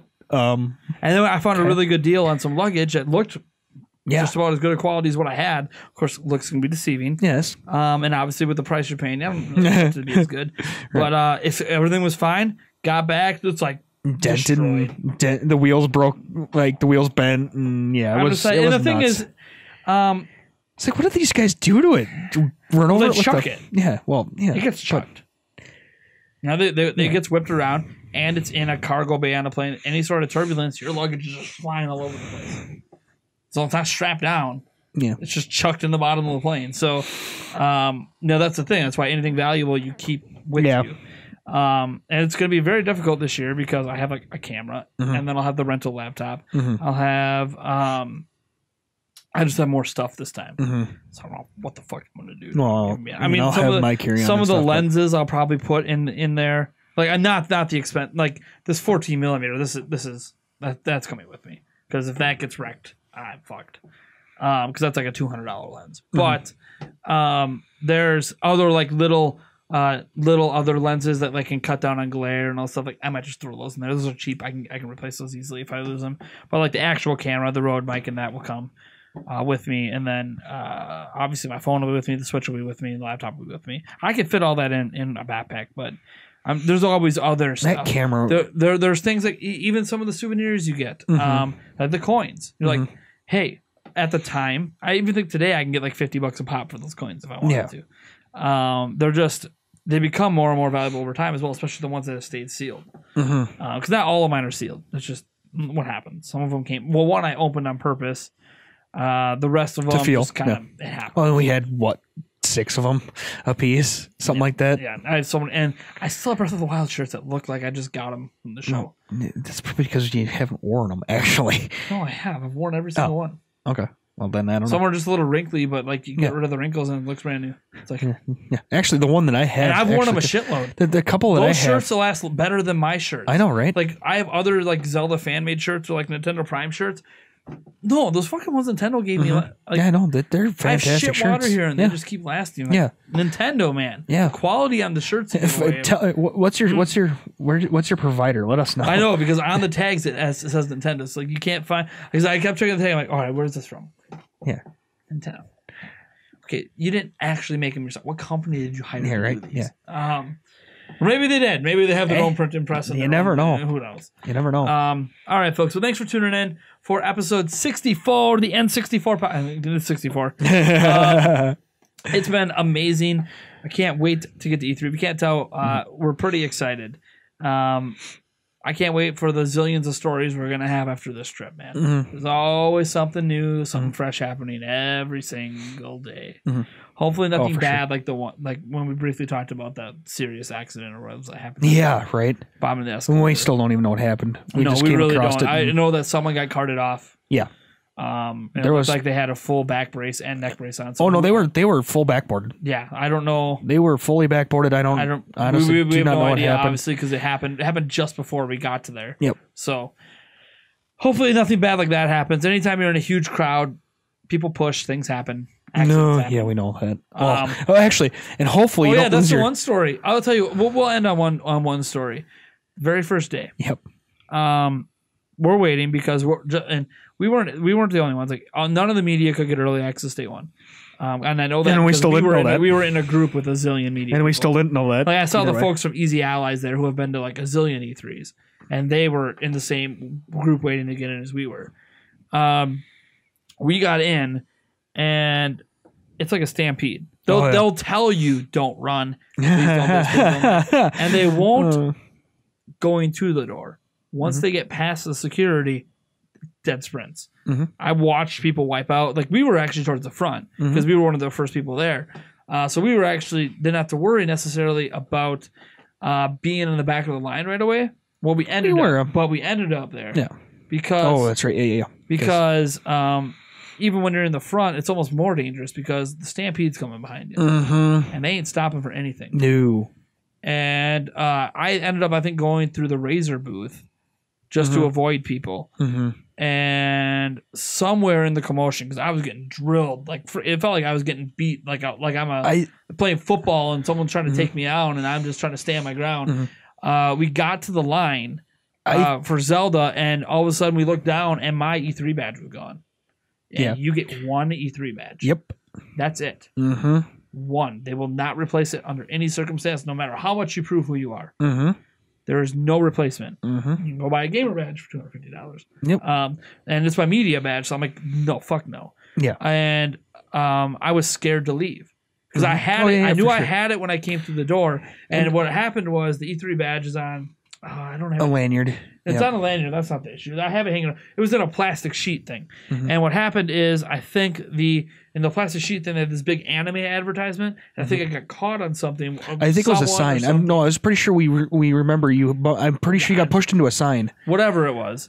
And what happened is it ripped the plastic that caused my badge to fall out. And obviously I didn't notice it until Eric pointed out, "Where's your badge?" And I'm like, "What do you mean, where's my badge?" Mm-hmm. Oh crap! I got well. All right, I guess I'm not getting in line right now. I'll go. We all went back and searched for it. I found my little anime thing, but I didn't find my badge, and I'm just panicking because I figured someone might have stole it, so they could just get in. Mm-hmm. Because all you need is a lanyard thing, and there's 100 million of them. They can probably steal from somebody else, and I don't. It's someone who's already in here, but they have a gamer pass, so they want a media pass. Yeah, and the thing is that they say don't trade passes, but honestly, I don't know. No, well, the thing is, we're not people that do that. No, but it's one of those. It's not like they check your ID. Right, exactly. It's not like they stop you every time. They don't check your ID. Now they might if somebody complains. Right. Like because I complained to customer service. What ended up happening is that someone did turn in customer. It was actually one of the guys who was working a booth. Yeah. So what I got lucky is it was someone working there, not like a media member or a fan. Yeah. Because my whole worry was a fan grabbed it, and I'm fucked. Mm-hmm. Instead, thankfully, it was someone who was working there. They grabbed it, and they're obviously the ones that are gonna be like, they know how big a deal it is. Mm-hmm. So they got it turned in, and I was definitely afraid to go ask customer service because you have to leave the show floor, to do that. And if I leave the show floor and they don't have it, I can't get back in. Mm-hmm. So that first my first few hours there, I was panicking. I'm like, well, I guess I could stay in line and play Zelda, but then. But what's the thing though is if somebody notices you don't have a pass. Even though you have the lanyard and you're in, well, the people in line weren't really checking down and seeing like right, but that's not to say. Plus, remember what happened was I had the anime thing, so and then I just flipped my thing backwards, like my pass is facing towards me or whatever. So like no one would ask any questions, but I don't think they would anyways because you couldn't get through the door without the pass because they did check to make sure you had a pass when you came in. Right. So it was one of those things that but they were very clear about the rules. Like if you lose your pass, like I even talked to some security guys, and they're like, if you lost your pass in here, as soon as you leave, we can't let you back in. Because I told security because I wanted to know if they knew if someone handed it to them or something. And security's just like, no, but I mean you're fine, you're already in because we already checked your pass, so you're fine. But if you leave, you can't come back. And I'm like, so I was all panicking that we just invested all of this money and. All of a sudden, I am just fucked. Because I didn't have an extra $250 fucking to get back in, or whatever it cost. Actually, I think it was more expensive. Yeah, I think it was more expensive that first year, and I'm like, I'm screwed. Thankfully, someone did turn it in, and it ended up being kind of cool. It wasn't worth my panic, but it ended up being cool because I got an extra lanyard. Yeah, because they were not giving out extra lanyards. We even asked. Yeah. So maybe on the last day, and they didn't have any extra on the last day. So I ended up getting 2 lanyards because what they did is they put my pass in a new lanyard that wasn't ripped. And then I took the anime thing out of it right away to make sure it wasn't. I think after that, well, I think after the very first time when we all took our anime stuff out of it. And, I mean, I kept the anime thing, of course, as a memory thing, but and I think even the E3 lanyard I have that still has the plastic attached, it is ripped now, but. Yeah, right. Whatever. I think I got it ripped in the last day, and I'm like, whatever. I still have my pass. Yeah. But yeah, that's kind of a scary story that kind of ruined my entire first day because while it was cool to get a second lanyard because it was a Zelda lanyard, of course. You guys have no idea. Like I was crying. I thought I just spent all this money. And I'm not even going to get to enjoy. Like I'd never been to E3. But yeah, I mean, it was almost like my swan song exit from Zelda Informer. Yeah, right. Because one of my number one goals when we had Zelda Informer going back when we were only getting 200 hits a day and blah blah, was we wanted to be able to go to E3. And I had been editor in chief forever and never gone. We had sent to other people, so it was this huge deal for me to go. Like the site was just sold. I knew my time might be limited to get in. I'm like, and that was one of the decisions to go. Was like, yeah, Masses doesn't give a shit if we go. Right. Yeah. Like he doesn't care, but it's like a personal thing. One, Zelda, a Zelda E3 when I run a Zelda website. Why the hell would I be there? Right. I'm the editor in chief. I've sent all these other people. I've never gone myself. Yeah. I need to go while I still have access. Little did I know, 2 E3s later, literally my second E3 as a YouTuber. You guys first as a YouTuber. No, I was technically a YouTuber last E3 too. Not anywhere near as much. I started doing daily videos right after E3, but I was doing weekly 2 or 3 videos a week, which is that you're a YouTuber. There's plenty of YouTubers way bigger than me that do 2 or 3 videos a week. But I became a daily YouTuber shortly after that. But it was just one of those things where I didn't think I was ever gonna. Last year I didn't even contemplate E3. I wasn't even thinking about it this year until people started asking. And I just sincerely from the bottom of my heart thank you, because I don't know, even if we blow up from this and things are going well, it doesn't mean that we have enough viewership and stuff for media credentials next year, although we do have a plan for that. And there's no guarantee that I'm going to be making enough money to go next year. And there's no guarantee that we can raise money to go again. Like, am I comfortable asking for $3,500 again next year? Probably not. It's amazing we got it once. I don't want to push my luck. But again, it's one of those things that you can put it out there and we might not need 35. The thing is, like, if the channel's doing better and I'm doing better, I might not even need that much. Right. And it's one of those things that, again, as long as they know it's going to go to bettering the site if we don't go. Well, and I think what helps for us to maybe go again next year is the fact that we might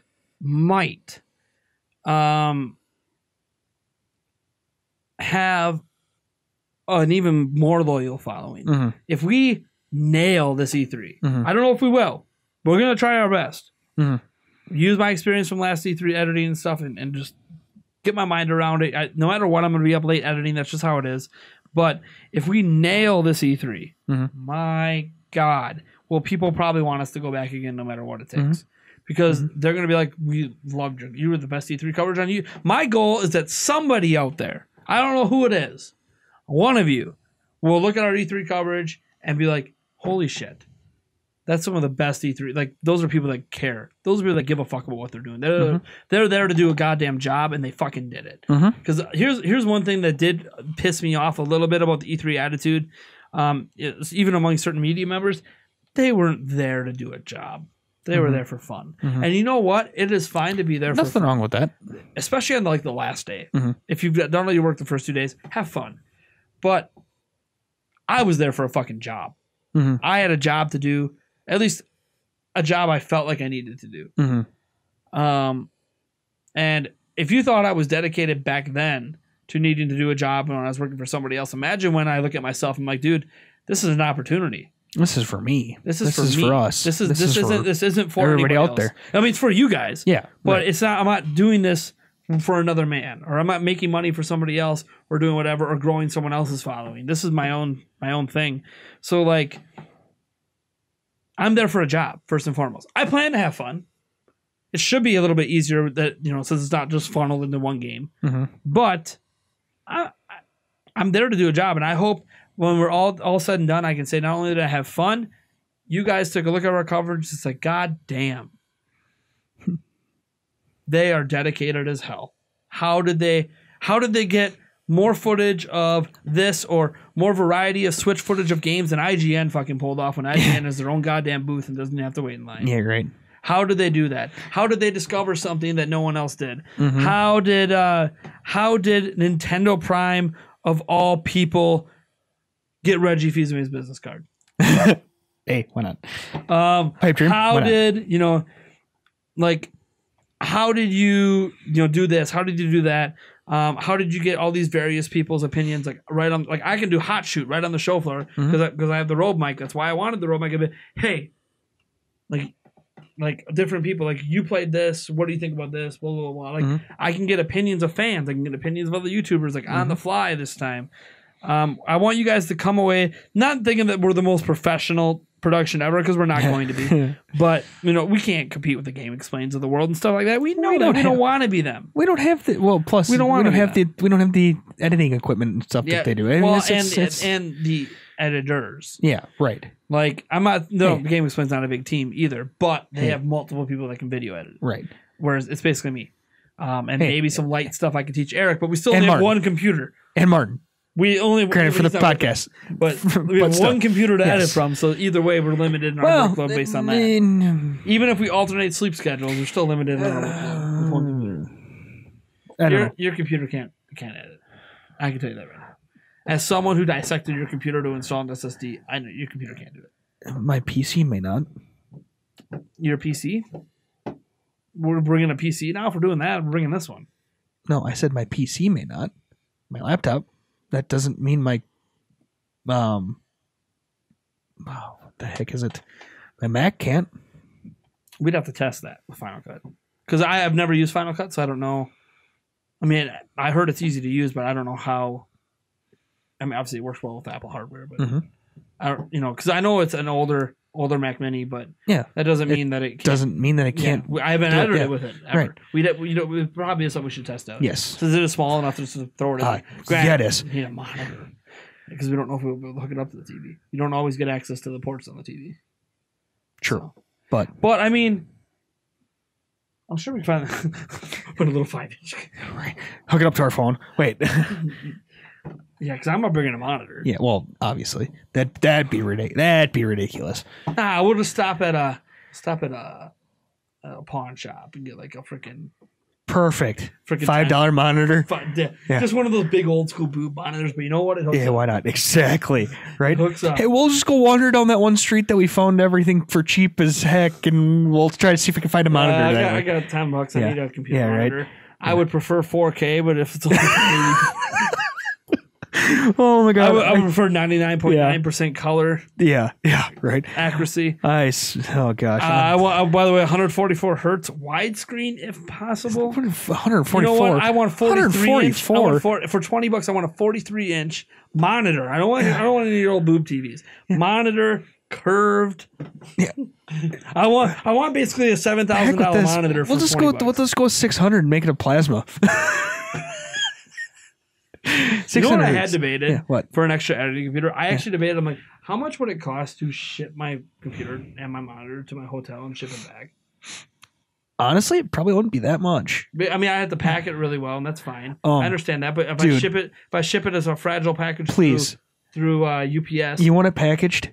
What? We can bring it to my work and I'll package it up. We got stuff to ship PCs.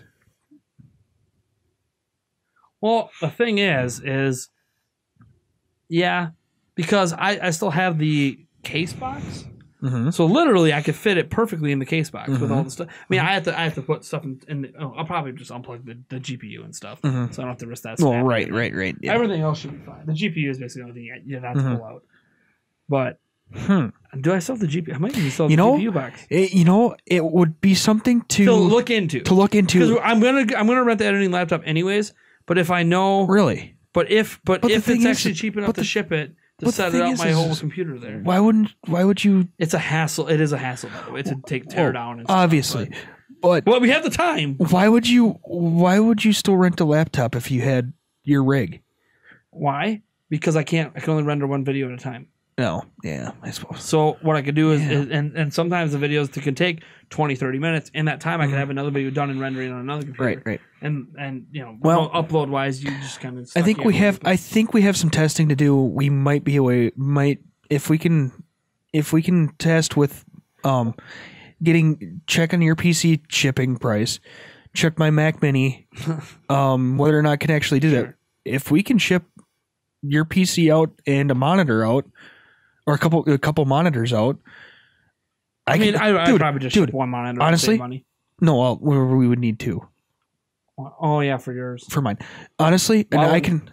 I don't know if I'd ship out my. We're not editing 4K anyway. I'll ship out my 1080p monitors. Don't worry about it. I got it. You got what? I got. Don't worry about it. I got it. You got what? I got the monitors. Don't worry about it. I got it. What monitors you got? We got old ones at work. So that Does it run I at could 60 just- hertz? I don't even know, but Well, because I say that because the footage is going to be 60 FPS, so it has to be 60 hertz. sure. I don't know what they are, but they're not terrible. They're not terrible. Well, I'm monitors, but- just saying because I have that BenQ one in there. That's actually a really nice monitor. Right. Yes, I have a BenQ gaming monitor. I don't even freaking use because it's well, not we can ship 4K, that then. and I record in 4K. Oh, we can ship that then. Um, But honestly, well, yeah, it's amazing. See what's happening. This is why we have the discussion. We come up with more ideas. Yeah, Um, but I suppose we can let these people go. Yeah, and it's cool. and we can discuss some of this afterwards. Thanks for coming in, guys. We'll catch you next week for whatever we decide is going to be the topic on our road to E3 week 3. This is road to E3 week 2. Yeah. Peace out. Yeah.